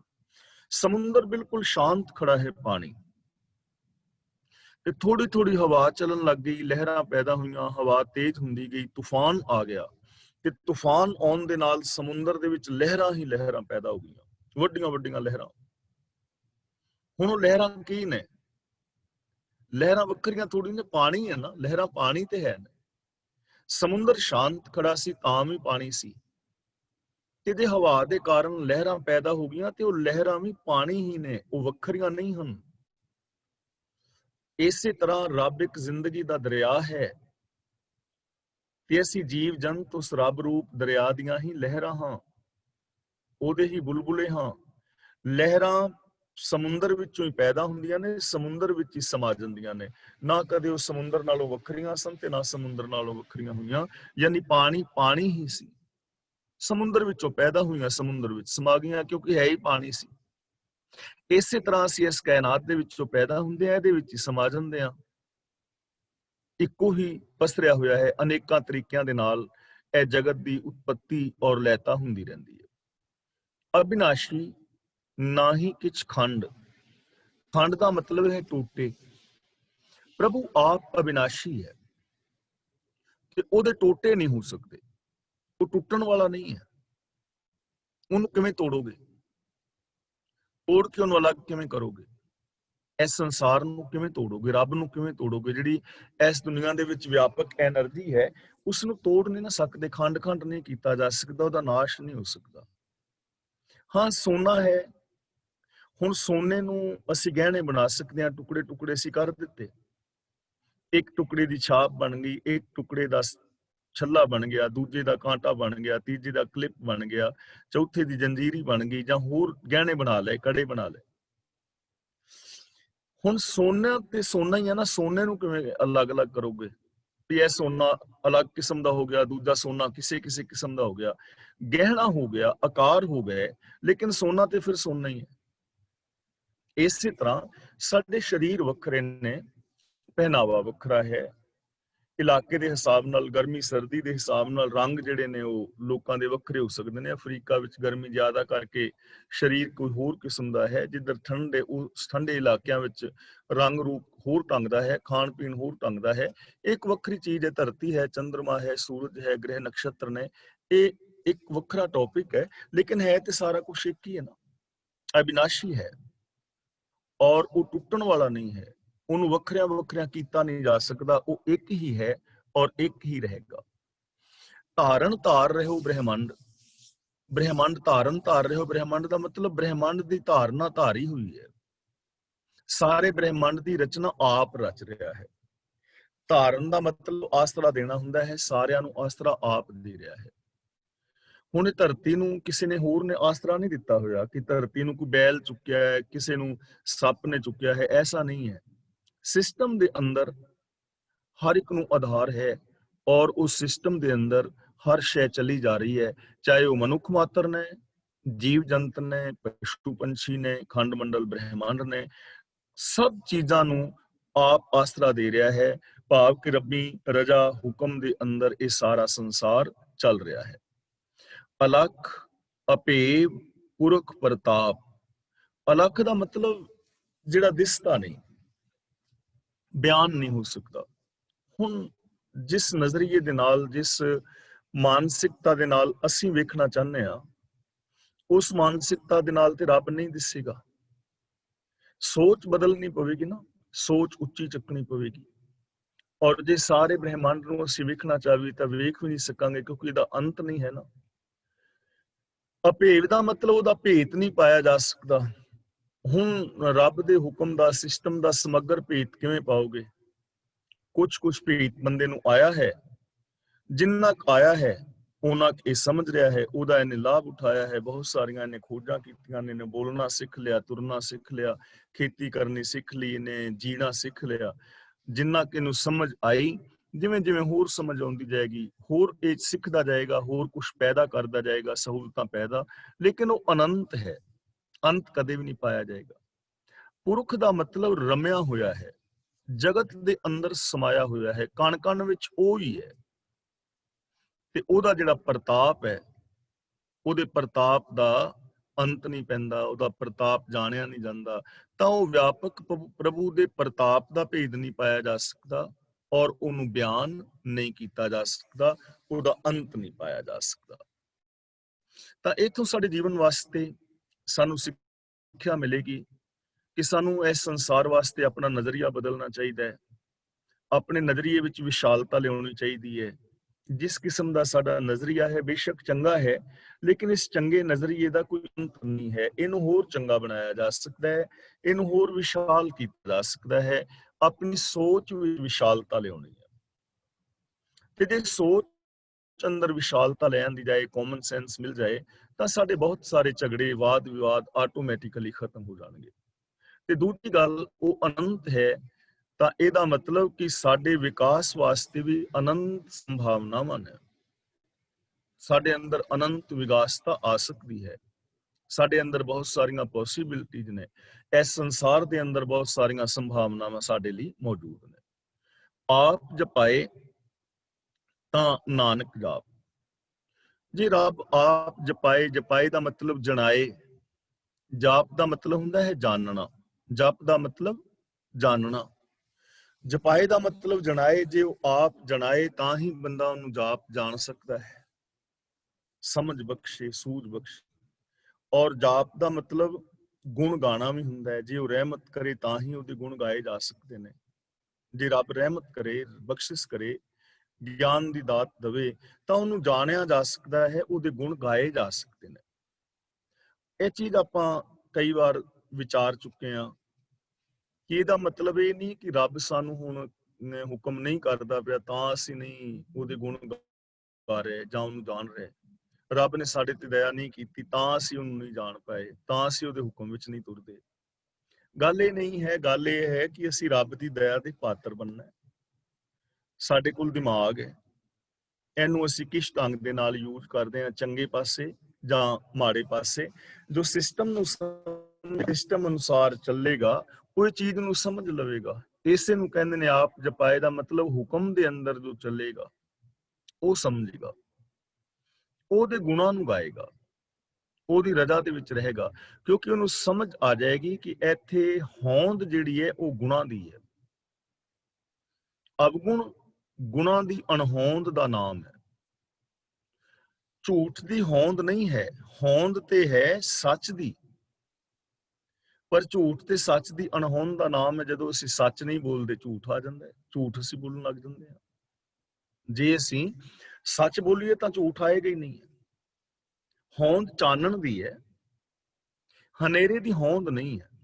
ਜੇ ਹਨੇਰੇ ਦੀ ਹੋਂਦ ਹੋਵੇ ਤੇ ਲਾਈਟ ਜਗਾਉਣ ਤੋਂ ਬਾਅਦ ਵੀ ਰਹਿਣਾ ਚਾਹੀਦਾ। ਜੇ ਹਨੇਰੇ ਦੀ ਹੋਂਦ ਹੋਵੇ ਤੇ ਜਦੋਂ ਸੂਰਜ ਚੜਿਆ ਹੋਵੇ ਉਦੋਂ ਵੀ ਹੋਣਾ ਚਾਹੀਦਾ ਨਾ। ਜਦੋਂ ਸੂਰਜ ਨਹੀਂ ਹੁੰਦਾ ਉਦੋਂ ਹਨੇਰਾ ਹੁੰਦਾ ਹੈ। ਜਦੋਂ ਅਸੀਂ ਲਾਈਟ ਬੰਦ ਕਰਦੇ ਹਾਂ ਹਨੇਰਾ ਉਦੋਂ ਹੁੰਦਾ ਹੈ। ਤਾਂ ਲਾਈਟ ਨਹੀਂ ਜਗਾਵਾਂਗੇ ਤੇ ਹਨੇਰਾ ਆਟੋਮੈਟਿਕਲੀ ਹੋ ਜਾਏਗਾ। ਅਸੀਂ ਗਿਆਨ ਦੀ ਵਰਤੋਂ ਨਹੀਂ ਕਰਾਂਗੇ ਤਾਂ ਅਗਿਆਨ ਆਟੋਮੈਟਿਕਲੀ ਆ ਜਾਏਗਾ। ਅਸੀਂ ਪ੍ਰੇਮ ਦੇ ਨਾਲ ਨਹੀਂ ਰਹਾਂਗੇ ਤਾਂ ਈਰਖਾ ਦਵੇਸ਼ ਆਟੋਮੈਟਿਕਲੀ ਸਾਡੀ ਜ਼ਿੰਦਗੀ 'ਚ ਆ ਜਾਏਗੀ। ਜੇ ਅਸੀਂ ਦਇਆ ਨਹੀਂ ਕਰਾਂਗੇ ਦਇਆ ਆਪਣੇ ਆਪ ਆ ਜਾਣੀ ਹੈ। ਆਪ ਜਪਾਏ ਤਾਂ ਨਾਨਕ ਜਾਪ। ਜੋ ਉਸ ਪ੍ਰਭੂ ਦੀ ਰਜ਼ਾ ਭਾਣੇ ਵਿੱਚ ਤੁਰਦੇ ਨੇ ਤਾਂ ਉਹਨੂੰ ਜਾਣਦੇ ਨੇ, ਤਾਂ ਉਹਦੇ ਗੁਣਾਂ ਨੂੰ ਉਹ ਗਾਉਂਦੇ ਨੇ। ਜਿਨ ਪ੍ਰਭ ਜਾਤਾ ਸੋ ਸ਼ੋਭਾਵੰਤ। ਜਾਤਾ ਦਾ ਮਤਲਬ ਜਾਣ ਲਿਆ, ਪਛਾਣ ਲਿਆ। ਜਿਨ੍ਹਾਂ ਬੰਦਿਆਂ ਨੇ ਪ੍ਰਭੂ ਨੂੰ ਪਛਾਣ ਲਿਆ ਉਹ ਸ਼ੋਭਾ ਵਾਲੇ ਹੋ ਗਏ, ਉਹਨਾਂ ਨੂੰ ਮਾਣ ਆਦਰ ਮਿਲੇਗਾ। ਹੁਣ ਦੇਖੋ ਗੱਲ ਜਾਣਨ ਦੀ, ਜਾਤਾ ਪਛਾਣਨਾ, ਉਹਨੂੰ ਪਛਾਣ ਲਿਆ। ਹੁਣ ਅਸੀਂ ਰੱਬ ਨੂੰ ਨਹੀਂ ਪਛਾਣ ਪਾਏ। ਅਸੀਂ ਇਸ ਦੁਨੀਆ ਨੂੰ ਵੇਖਦੇ ਹਾਂ, ਅਸੀਂ ਇੱਕ ਦੂਜੇ ਨੂੰ ਦੇਖਦੇ ਹਾਂ, ਪਰ ਅਸੀਂ ਕਿਸ ਰੂਪ ਵਿੱਚ ਪਹਿਚਾਣਦੇ ਹਾਂ ਇੱਕ ਦੂਜੇ ਨੂੰ? ਅਸੀਂ ਇਸ ਰੂਪ ਵਿੱਚ ਪਹਿਚਾਣਦੇ ਹਾਂ ਨਾ ਕਿ ਇਹ ਮੇਰਾ ਚਾਚਾ ਹੈ, ਇਹ ਤਾਇਆ ਹੈ, ਭਤੀਜਾ ਹੈ, ਵੀਰ ਹੈ, ਭੈਣ ਹੈ। ਇੱਕ ਤਾਂ ਸਾਡੀ ਪਹਿਚਾਣ ਇਹ ਹੈ। ਇੱਕ ਸਾਡੀ ਪਹਿਚਾਣ ਇਹ ਹੈ ਕਿ ਇਹ ਚੰਗਾ ਹੈ, ਇਹ ਮਾੜਾ ਹੈ। ਦੂਜੀ ਪਹਿਚਾਣ ਸਾਡੀ ਇਹ ਹੈ ਕਿ ਇਸ ਜਾਤ ਦਾ ਹੈ, ਮੈਂ ਇਸ ਜਾਤ ਦਾ। ਚੌਥੀ ਸਾਡੀ ਪਹਿਚਾਣ ਇਹ ਹੈ ਕਿ ਇਹ ਮੇਰਾ ਆਪਣਾ ਹੈ, ਇਹ ਪਰਾਇਆ ਹੈ, ਇਹ ਦੁਸ਼ਮਣ ਹੈ, ਇਹ ਸੱਜਣ ਹੈ, ਇਹ ਮਿੱਤਰ ਹੈ। ਅਸੀਂ ਇਸ ਰੂਪ ਵਿੱਚ ਹੀ ਪਛਾਣਦੇ ਹਾਂ ਨਾ। ਅਸੀਂ ਰੱਬ ਦੇ ਰੂਪ ਵਿੱਚ ਤੇ ਇੱਕ ਦੂਜੇ ਨੂੰ ਪਛਾਣਦੇ ਨਹੀਂ ਕਿ ਰੱਬ ਦੀ ਅੰਸ਼ ਹੈ। ਇਹ ਇਸ ਕੁਦਰਤ ਦਾ, ਰੱਬ ਰੂਪ ਜ਼ਿੰਦਗੀ ਦਾ ਹੀ ਇੱਕ ਬੁਲਬੁਲਾ ਹੈ। ਜਿਸ ਸੰਸਾਰ ਦਾ, ਜਿਸ ਨਿਰੰਕਾਰ ਦਾ ਮੈਂ ਇੱਕ ਹਿੱਸਾ ਹਾਂ, ਉਸੇ ਨਿਰੰਕਾਰ ਦਾ ਇਹ ਵੀ ਇੱਕ ਹਿੱਸਾ ਹੈ। ਹੁਣ ਕੋਈ ਇਹਦੇ ਵਿੱਚ ਵੱਡਾ ਛੋਟੇ ਵਾਲੀ ਗੱਲ ਨਹੀਂ। ਦੇਖੋ ਸਾਡੀਆਂ ਉਂਗਲੀਆਂ ਨੇ ਨਾ 5, ਤੇ ਜੇ ਅਸੀਂ ਕਹੀਏ ਪਿਆ ਚੀਚੀ ਤੇ ਛੋਟੀ ਹੈ ਤੇ ਚੀਚੀ ਨੂੰ ਵੱਡੋ ਪਰੇ ਦਾ ਕਰਨਾ ਕੀ, ਨਿੱਕੀ ਜਿਹੀ ਐਵੇਂ ਨਾਲ ਲੱਗੀ ਫਿਰਦੀ ਵੱਢ ਕੇ ਪਾਸੇ ਤੇ ਕੀ ਹਾਲ ਹੋ ਜਾਏਗਾ? ਤੁਸੀਂ ਅੰਗੂਠਾ ਕੱਟ ਕੇ ਪਾਸੇ ਰੱਖ ਦਿਓ ਕਿ ਕੋਈ ਗੱਲ ਨਹੀਂ, ਬਾਕੀ ਸਰੀਰ ਤੇ ਹੈ, ਨਿੱਕਾ ਜਿਹਾ ਇੱਕ ਅੰਗ ਹੈ, ਅੰਗੂਠਾ ਇਹਨੂੰ ਕੱਟ ਦਿਓ। ਕੋਈ ਕੱਟਦਾ ਹੈ ਨਹੀਂ ਨਾ। ਸਾਡੇ ਸਰੀਰ ਦੀ ਸੁੰਦਰਤਾ ਤਾਂ ਹੀ ਹੈ ਨਾ, ਸਾਰੇ ਅੰਗ ਨੇ। ਕਈਆਂ ਨੂੰ ਹੁਣ ਲਕਵਾ ਹੋ ਜਾਂਦਾ ਹੈ, ਹਦਰੰਗ ਹੋ ਜਾਂਦਾ ਹੈ, ਪਾਸਾ ਮਾਰਿਆ ਗਿਆ। ਸਰੀਰ ਤੇ ਹੈ ਲੇਕਿਨ ਪਾਸਾ ਮਾਰਿਆ ਗਿਆ ਤਾਂ ਗੜਬੜ ਹੋਊਗੀ ਨਾ। ਸਾਰੇ ਸਰੀਰ ਦੇ ਅੰਗ ਠੀਕ ਤੰਦਰੁਸਤ ਹੋਣਗੇ ਤਾਂ ਹੀ ਅਸੀਂ ਖੁਸ਼ ਔਰ ਪ੍ਰਸੰਨ ਰਹਿ ਸਕਾਂਗੇ ਨਾ। ਇਹ ਚੀਜ਼ ਨੂੰ ਅਸੀਂ ਚੰਗੀ ਤਰ੍ਹਾਂ ਸਮਝਦੇ ਹਾਂ ਕਿਉਂਕਿ ਸਰੀਰ ਸਾਡਾ ਆਪਣਾ ਹੈ। ਅਸੀਂ ਆਖੀ ਯਾਰ ਅੱਖਾਂ ਦੋ ਨੇ, ਚਲੋ ਇੱਕ ਕਢਾ ਦਿੰਦੇ ਹਾਂ, ਦੋ ਅੱਖਾਂ ਦਾ ਕਰਨਾ, ਇੱਕ ਨਾਲ ਦਿਸਦਾ ਤੇ ਹੈ ਚੰਗਾ ਭਲਾ। ਲੇਕਿਨ ਐਵੇਂ ਕੋਈ ਕਰਦਾ ਨਹੀਂ ਨਾ। ਦੰਦ ਬੱਤੀ ਨੇ, ਚਲੋ 2-3 ਦੰਦ ਕਢਾ ਦੋ, ਐਵੇਂ ਬੱਤੀ ਲਈ ਫਿਰਨੇ, ਬਰਸ਼ ਮਾਰਨਾ ਪੈਂਦਾ ਬੱਤੀਆਂ ਨੂੰ, ਤੇ 16 ਕੁ ਦੰਦ ਰੱਖ ਲੈਂਦੇ ਆ, ਥੱਲੇ ਵਾਲੇ ਕਢਾ ਦਿੰਦੇ ਆ। ਐਵੇਂ ਨਹੀਂ ਨਾ ਕਰਦਾ। ਤਾਂ ਸਾਨੂੰ ਪਤਾ ਹੈ ਕਿ ਸਾਡੇ ਸਰੀਰ ਦਾ ਹਰ ਅੰਗ ਸਾਡਾ ਆਪਣਾ ਹੈ। ਜੇ ਕਿਸੇ ਵੀ ਅੰਗ ਦੇ ਵਿੱਚ ਗੜਬੜ ਹੋਏਗੀ ਤੇ ਸਾਰਾ ਸਰੀਰ ਜਿਹੜਾ ਹੈ ਗੜਬੜ ਹੋਏਗੀ। ਜੇ ਕਿਤੇ ਉਂਗਲੀ ਤੇ ਦਰਦ ਹੁੰਦਾ ਹੈ, ਸਿਰ ਤੇ ਦਰਦ ਹੁੰਦਾ ਹੈ, ਨੱਕ ਕੰਨ ਤੇ ਦਰਦ ਹੁੰਦਾ ਹੈ, ਪ੍ਰੋਬਲਮ ਆਉਂਦੀ ਹੈ ਨਾ, ਕਿਉਂਕਿ ਇਸ ਸਮਗਰਤਾ ਨੂੰ ਅਸੀਂ ਸਮਝਦੇ ਹਾਂ। ਲੇਕਿਨ ਰੱਬ ਜਿਹੜਾ ਸਾਰਾ ਫੈਲਿਆ ਹੋਇਆ ਹੈ, ਤੇ ਅਸੀਂ ਉਸ ਰੱਬ ਦੇ ਅੰਗ ਹਾਂ। ਮੈਂ ਇੱਕ ਅੰਗ ਹਾਂ, ਤੁਸੀਂ ਇੱਕ ਅੰਗ ਹੋ। ਜਿਵੇਂ ਇੱਕ ਰੁੱਖ ਦੇ ਅੰਗ ਨੇ ਨਾ, ਕੋਈ ਟਹਿਣਾ ਹੈ, ਕੋਈ ਟਹਿਣੀ ਹੈ, ਕੋਈ ਫੁੱਲ ਹੈ, ਕੋਈ ਪੱਤਾ ਹੈ, ਸਾਰਿਆਂ ਰੁੱਖਾਂ ਟਹਿਣੀਆਂ ਕਰਕੇ ਹੀ ਉਹਦਾ ਸੁੰਦਰਤਾ ਹੈ ਨਾ। ਤੇ ਜੇ ਅਸੀਂ ਕਹੀਏ ਵੀ ਯਾਰ ਇਹ ਤਣੇ ਦੇ ਨਾਲ ਨੇ, ਤਣੇ ਕਰਕੇ ਸਾਰਾ ਕੁਝ ਹੈ, ਤੇ ਆ ਟਹਿਣੇ ਵੱਢ ਦਿਓ, ਟਹਿਣੀਆਂ ਵੱਢ ਦਿਓ ਤੇ ਤਣਾ ਰਹਿਣ ਦਿਓ, ਤਾਂ ਪ੍ਰੋਬਲਮ ਹੋਏਗੀ ਨਾ। ਸਾਰਾ ਰੁੱਖ ਜਿਹੜਾ ਤਾਂ ਅੰਦਰ ਹੈ ਕਿਉਂਕਿ ਉਹਦੇ ਸਾਰੇ ਟਹਿਣੇ ਟਹਿਣੀਆਂ ਨਾਲ ਨੇ। ਹੁਣ ਸਾਰਾ ਰੱਬ ਫੈਲਿਆ ਹੋਇਆ ਹੈ, ਇਹ ਵਿਸ਼ ਸੰਸਾਰ ਤੁਮ ਦੇਖਦੇ ਹਰ ਕਾ ਰੂਪ ਹੈ। ਜੇ ਅਸੀਂ ਇਹ ਚੀਜ਼ ਨੂੰ ਪਛਾਣ ਲਈਏ ਤਾਂ ਫਿਰ ਅਸੀਂ ਕਿਸੇ ਨੂੰ ਦੁਖੀ ਨਹੀਂ ਨਾ ਕਰਾਂਗੇ, ਦੂਜੇ ਬੰਦੇ ਨੂੰ, ਕਿਉਂਕਿ ਉਹ ਵੀ ਉਸ ਸਰੀਰ ਦਾ ਅੰਗ ਹੈ, ਰੱਬ ਦਾ ਅੰਗ ਹੈ। ਜਿਵੇਂ ਹੁਣ ਅਸੀਂ ਹੁਣ ਜੇ ਕੋਈ ਸਾਡੀ ਉਂਗਲੀ ਮਰੋੜੇ, ਕਵੇ ਮੈਂ ਤੈਨੂੰ ਕੀ ਕਹਿਣਾ, ਮੈਂ ਤੇਰੀ ਚੀਚੀ ਨੂੰ ਪਿੱਛਾ ਨੂੰ ਘੁਮਾ ਕੇ ਤੋੜਨ ਡਿਆ ਨਾ, ਤਾਂ ਦਰਦ ਦੇ ਨਾਲ ਤੜਫ ਉੱਠਾਂਗੇ ਨਾ, ਦਰਦ ਹੋਏਗੀ ਨਾ। ਤਾਂ ਇਸ ਤਰ੍ਹਾਂ ਇਹ ਸਾਰਾ ਬ੍ਰਹਿਮੰਡ ਜਿਹੜਾ ਹੈ ਇੱਕ ਹੈ, ਤੇ ਅਸੀਂ ਸਾਰੇ ਜੋ ਜੀਵ ਜਨਤਾ ਰੱਬ ਦੇ ਹੀ ਅੰਗ ਹਾਂ। ਜੇ ਇਹ ਚੀਜ਼ ਨੂੰ ਬੰਦਾ ਸਮਝ ਲਵੇ ਤਾਂ ਫਿਰ ਜਿਵੇਂ ਅਸੀਂ ਆਪਣੇ ਸਰੀਰ ਦੇ ਕੱਲੇ ਕੱਲੇ ਅੰਗ ਦੀ ਸੰਭਾਲ ਕਰਦੇ ਆ ਨਾ, ਫਿਰ ਅਸੀਂ ਹਰ ਮਨੁੱਖ ਮਾਤਰ ਦੀ ਸੰਭਾਲ ਕਰਾਂਗੇ, ਮਾਂ-ਬਾਪ ਦੀ, ਭੈਣਾਂ ਭਰਾਵਾਂ ਦੀ, ਸੱਜਣਾ ਮਿੱਤਰਾਂ ਦੀ। ਤਾਂ ਗੁਰੂ ਪਾਤਸ਼ਾਹ ਜੀ ਕਹਿੰਦੇ ਨੇ, ਜਿਨਨੇ ਉਸ ਪ੍ਰਭੂ ਨੂੰ ਜਾਣ ਲਿਆ ਉਹ ਸ਼ੋਭਾ ਵਾਲਾ ਹੈ, ਉਹਨੂੰ ਫਿਰ ਮਾਣ ਮਿਲਦਾ ਹੈ। ਔਰ ਹਕੀਕਤ ਹੈ, ਜੇ ਅਸੀਂ ਇਹਨਾਂ ਚੀਜ਼ਾਂ ਨੂੰ ਆਪਣੇ ਘਰ ਤੋਂ ਲਾਗੂ ਕਰੀਏ, ਘਰ ਵਿੱਚ ਜਿੰਨੇ ਵੀ ਅਸੀਂ ਮੈਂਬਰ ਆ, ਮਾਂ-ਬਾਪ ਨੇ, ਨੂੰਹ ਪੁੱਤਰ ਨੇ, ਪੋਤਰੀ ਪੁੱਤਰਾ ਨੇ, ਜੇ ਅਸੀਂ 5-4 ਮੈਂਬਰ ਘਰ ਦੇ, ਇੰਨੇ ਘਰ ਦੇ ਵਿੱਚ, ਪਰਿਵਾਰ ਦੇ ਵਿੱਚ ਅਸੀਂ ਇਹ ਚੀਜ਼ ਲਾਗੂ ਕਰ ਲਈਏ ਤੇ ਪਰਿਵਾਰ ਕੈਸਾ ਹੋ ਜਾਏਗਾ। ਤੇ ਜੇ ਹਰ ਪਰਿਵਾਰ ਆਪਣੇ ਆਪਣੇ ਪਰਿਵਾਰ ਵਿੱਚ ਐਵੇਂ ਲਾਗੂ ਕਰ ਲੈਣ ਤੇ ਪੂਰੀ ਦੁਨੀਆ ਸੁਖੀ ਹੋ ਜਾਏਗੀ ਨਾ, ਪੂਰੀ ਦੁਨੀਆ ਸ਼ਾਂਤ ਹੋ ਜਾਏਗੀ। ਪਰ ਅਸੀਂ ਉਹਨੂੰ ਜਾਣਿਆ ਨਹੀਂ, ਅਸੀਂ ਸ਼ੋਭਾ ਵਾਲੇ ਹੋ ਜਾਵਾਂਗੇ। ਹੁਣ ਦੇਖੋ, ਜਿਨ੍ਹਾਂ ਪਰਿਵਾਰਾਂ ਵਿੱਚ ਪਰਸਪਰ ਤਾਲਮੇਲ ਹੈ, ਲੋਕ ਉਹਨਾਂ ਦੀ ਸ਼ੋਭਾ ਕਰਦੇ ਨੇ ਨਾ, ਪਿੰਡ ਵਿੱਚ ਵੀ, ਸ਼ਹਿਰ ਵਿੱਚ ਵੀ, ਕਿ ਫਲਾਂ ਪਰਿਵਾਰ ਬਈ ਬਹੁਤ ਵਧੀਆ ਬੰਦੇ ਨੇ ਉਹ। ਹੁਣ ਵਧੀਆ ਕਿਉਂ ਨੇ? ਤੁਹਾਨੂੰ ਤੇ ਉਹਨਾਂ ਨੇ ਕੁਛ ਦਿੱਤਾ ਨਹੀਂ, ਮੈਨੂੰ ਤਾਂ ਉਹਨਾਂ ਨੇ ਕੁਛ ਦਿੱਤਾ ਨਹੀਂ। ਰਹਿ ਤੇ ਉਹ ਆਪਸ ਵਿੱਚ ਪ੍ਰੇਮ ਨਾਲ ਰਹੇ ਨੇ, ਪਰ ਅਸੀਂ ਕਹਿੰਦੇ ਆ ਨਾ ਵੀ ਉਹ ਵਧੀਆ ਨੇ, ਬਹੁਤ ਚੰਗੇ ਨੇ, ਸ਼ੋਭਾ ਕਰਦੇ ਆ ਨਾ, ਤਾਂ ਕੰਮ ਆਪਣਾ ਸਵਾਰਨਾ ਹੁੰਦਾ ਹੈ, ਸ਼ੋਭਾ ਲੋਕਾਂ ਤੋਂ ਮਿਲਦੀ ਹੈ। ਤੇ ਕੰਮ ਅਸੀਂ ਆਪਣਾ ਗਵਾਉਂਦੇ ਆ ਤੇ ਨਿੰਦਿਆ ਤੇ ਬਦਖੂਈ ਲੋਕਾਂ ਤੋਂ ਕਰਾਉਂਦੇ ਆ। ਉਹ ਵੀ ਪਰਿਵਾਰ ਹੀ ਨੇ ਨਾ, ਉਹਨਾਂ ਨੇ ਸਾਡਾ ਕਿਹੜਾ ਖੋਇਆ ਹੁੰਦਾ ਕੁਛ, ਜਿਨ੍ਹਾਂ ਦੀ ਅਸੀਂ ਮਿੱਟੀ ਕੁੱਟਦੇ ਆ। ਫਲਾਂ ਪਰਿਵਾਰ ਛੱਡ ਪਰਾਂ, ਉਹਨਾਂ ਦੀ ਗੱਲ ਕਰਨੀ, ਉਹ ਤੇ ਟੱਬਰ ਹੈ, ਭੂਤਨਿਆਂ ਦਾ ਟੱਬਰ। ਸਾਡੇ ਤੋਂ ਖੋਇਆ ਤੇ ਨਹੀਂ ਨਾ ਉਹਨਾਂ ਨੇ ਕੁਛ, ਲੜਦੇ ਤੇ ਉਹ ਆਪਸ ਵਿੱਚ ਨੇ, ਬਦਨਾਮੀ ਦੁਨੀਆ ਦੀ ਖੱਟ ਰਹੇ ਨੇ। ਤਾਂ ਜਿਹੜਾ ਪ੍ਰਭੂ ਨੂੰ ਜਾਣ ਲਵੇਗਾ ਉਹਨੂੰ ਸ਼ੋਭਾ ਮਿਲੇਗੀ, ਰੱਬੀ ਗੁਣਾਂ ਨੂੰ ਜਾਣ ਲਏਗਾ, ਰੱਬ ਦੇ ਸਿਸਟਮ ਨੂੰ ਸਮਝ ਲਵੇਗਾ, ਹਰ ਇਨਸਾਨ ਦੇ ਵਿੱਚ ਰੱਬ ਨੂੰ ਵੇਖ ਕੇ ਜੇ ਵਿਹਾਰ ਕਰੇਗਾ ਤਾਂ ਉਹ ਬੰਦਾ ਸ਼ੋਭਾਵੰਤ ਹੋਏਗਾ, ਉਹਨੂੰ ਸ਼ੋਭਾ ਮਿਲੇਗੀ। ਸਗਲ ਸੰਸਾਰ ਉਧਰੈ ਤਿਨ ਮੰਤ, ਮਨ ਮਤਲਬ ਉਪਦੇਸ਼, ਤਿੰਨ ਦਾ ਮਤਲਬ ਉਹਨਾਂ ਦੇ ਜਿਹੜੇ ਐਸੇ ਇਨਸਾਨ ਨੇ ਨਾ, ਜਿਨ੍ਹਾਂ ਨੇ ਰੱਬ ਨੂੰ ਜਾਣ ਲਿਆ, ਰੱਬ ਦੇ ਹੁਕਮ ਨੂੰ ਸਮਝ ਲਿਆ, ਰੱਬੀ ਹੁਕਮ ਦੇ ਅੰਦਰ ਅਪੇਦ ਹੋ ਗਏ, ਰੱਬ ਦੀ ਰਜ਼ਾ ਭਾਣੇ ਮੁਤਾਬਕ ਚੱਲਦੇ ਨੇ, ਰੱਬੀ ਗੁਣ ਉਹਨਾਂ ਦੇ ਅੰਦਰ ਆ ਗਏ। ਜੇ ਤੁਸੀਂ ਉਹਨਾਂ ਤੋਂ ਸਲਾਹ ਲਓਗੇ ਨਾ, ਤਾਂ ਉਹਨਾਂ ਦੀ ਸਲਾਹ ਨਾਲ, ਉਹਨਾਂ ਦੇ ਉਪਦੇਸ਼ ਨਾਲ ਸੰਸਾਰ ਵਿਕਾਰਾਂ ਤੋਂ ਬਚ ਜਾਂਦਾ ਹੈ। ਜੇ ਉਹਨਾਂ ਦੀ ਸਲਾਹ ਲਈ ਜਾਏ, ਜਿਨ੍ਹਾਂ ਦਾ ਜੀਵਨ ਰੱਬੀ ਰਜ਼ਾ ਵਿੱਚ ਹੈ, ਉਹਨਾਂ ਦੇ ਉਪਦੇਸ਼ ਦੇ ਨਾਲ ਸੰਸਾਰ ਤਰਦਾ ਹੈ। ਹੁਣ ਦੇਖੋ, ਕੌਡਾ ਪੀਲ ਹੈ ਜਾਂ ਸੱਜਣ ਹੈ, ਕਿੰਨੇ ਸਾਰੇ ਲੋਕ ਨੇ, ਸਾਹਿਬ ਸ੍ਰੀ ਗੁਰੂ ਨਾਨਕ ਪਾਤਸ਼ਾਹ ਜੀ ਦੇ ਉਪਦੇਸ਼ ਦੇ ਨਾਲ ਉਤਰੇ ਨੇ ਨਾ। ਅੱਜ ਵੀ ਜੋ ਗੁਰਬਾਣੀ ਦੇ ਉਪਦੇਸ਼ ਨੂੰ ਮੰਨੇਗਾ ਉਹ ਤਰੇਗਾ। ਲੇਕਿਨ ਜਿਹੜੇ ਵਿਖਾਵੇ ਵਾਲੇ ਨੇ, ਸਿਰਫ ਮੇਰੀ ਤਰ੍ਹਾਂ ਪਹਿਨਾਵਾ ਹੀ ਪਹਿਨਿਆ ਹੈ ਜਾਂ ਗੱਲਾਂ ਹੀ ਕਰਦੇ ਨੇ, ਕਥਨੀ ਕਰਨੀ ਦੇ ਪੂਰੇ ਨਹੀਂ, ਉਹਨਾਂ ਦੀ ਜੇ ਕੋਈ ਸਲਾਹ ਲਵੇਗਾ ਤੇ ਬੇੜਾ ਗਰਕ ਹੋਏਗਾ, ਕਿਉਂਕਿ ਉਹਨਾਂ ਦਾ ਆਪਣਾ ਹੋਇਆ ਹੈ, ਅੰਦਰੋਂ ਹੋਰ ਨੇ ਬਾਹਰੋਂ ਹੋਰ ਨੇ, ਇਮੋਸ਼ਨਲ ਬਲੈਕਮੇਲ ਕਰ ਰਹੇ ਨੇ, ਗਲਤ ਸਲਾਹ ਦੇਣਗੇ। ਇਸ ਲਈ ਚੰਗਿਆਂ ਦੀ ਸੰਗਤ ਵਿੱਚ ਮਿਲ ਕੇ ਭਾਰ ਉਤਾਰਾ ਹੁੰਦਾ ਹੈ। ਤਾਂ ਜੋ ਰੱਬੀ ਰਜ਼ਾ ਦੇ ਅੰਦਰ ਤੁਰਨ ਵਾਲੇ ਨੇ, ਉਹਨਾਂ ਦੇ ਉਪਦੇਸ਼ ਨਾਲ, ਉਹਨਾਂ ਦੀ ਸੰਗਤ ਕਰਨ ਦੇ ਨਾਲ ਸੰਸਾਰ ਦੇ ਜੀਵ ਵੀ ਵਿਕਾਰਾਂ ਤੋਂ ਬਚਦੇ ਨੇ। ਪ੍ਰਭ ਕੇ ਸੇਵਕ ਸਗਲ ਉਦਾਹਰਨ, ਉਦਾਹਰਨ ਦਾ ਮਤਲਬ ਬਚਾਉਣ ਵਾਲੇ ਨੇ, ਸਗਲ ਦਾ ਮਤਲਬ ਸਾਰਿਆਂ ਨੂੰ।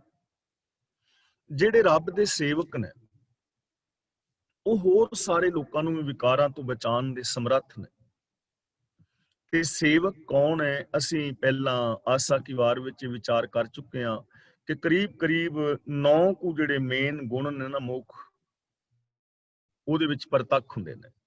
ਰੱਬ ਦਾ ਸੇਵਕ ਉਹ ਹੈ ਜਿਹਦੀ ਜ਼ਿੰਦਗੀ ਵਿੱਚ ਸੰਤੋਖ ਹੈ, ਸੇਵ ਕੀਤੀ ਸੰਤੋਖੀ, ਉਹ ਸੇਵਕ ਹੈ।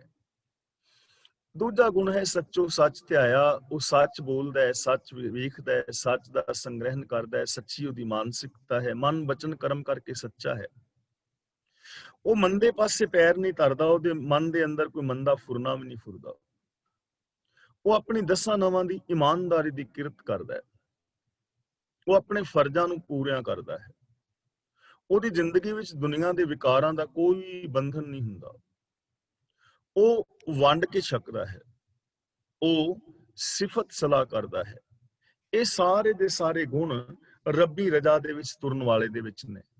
ਤੇ ਜਿਸ ਬੰਦੇ ਦੇ ਵਿੱਚ ਐਸੇ ਗੁਣ ਨੇ, ਔਗਣ ਨਾਮ ਦੀ ਕੋਈ ਚੀਜ਼ ਹੀ ਨਹੀਂ, ਔਗਣ ਦਾ ਕੋਈ ਫੁਰਨਾ ਵੀ ਨਹੀਂ ਫੁਰਦਾ, ਜਿਹੜੇ ਲੋਕ ਐਸੇ ਬੰਦੇ ਦੀ ਸੰਗਤ ਕਰਨਗੇ ਉਹਨਾਂ ਦਾ ਬਚਾਅ ਹੋ ਜਾਏਗਾ, ਕਿਉਂਕਿ ਉਹਨਾਂ ਦੇ ਆਪਣੇ ਅੰਦਰ ਕੋਈ ਵਿਕਾਰ ਹੈ ਹੀ ਨਹੀਂ। ਉਹ ਦੂਜਿਆਂ ਨੂੰ ਬਚਾ ਸਕਦੇ ਨੇ, ਆਮ ਨਹੀਂ।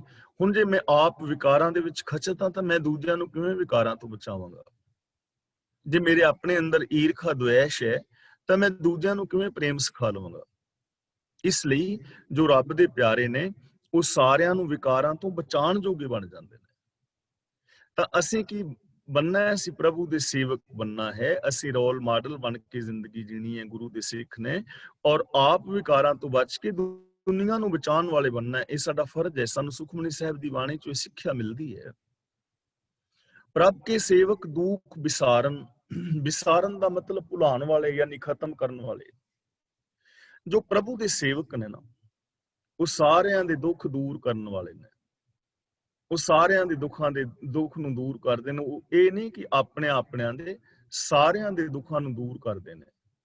ਜਿਵੇਂ ਅੱਜ ਦੇ ਯੁੱਗ ਵਿੱਚ ਮੈਂ ਆਮ ਭਗਤ ਪੂਰਨ ਸਿੰਘ ਜੀ ਦੀ ਗੱਲ ਕਰਦਾ ਹੁੰਦਾ, ਤਾਂ ਕਿੰਨੇ ਲੋਕਾਂ ਦਾ ਦੁੱਖ ਉਹਨਾਂ ਨੇ ਦੂਰ ਕੀਤਾ ਹੈ।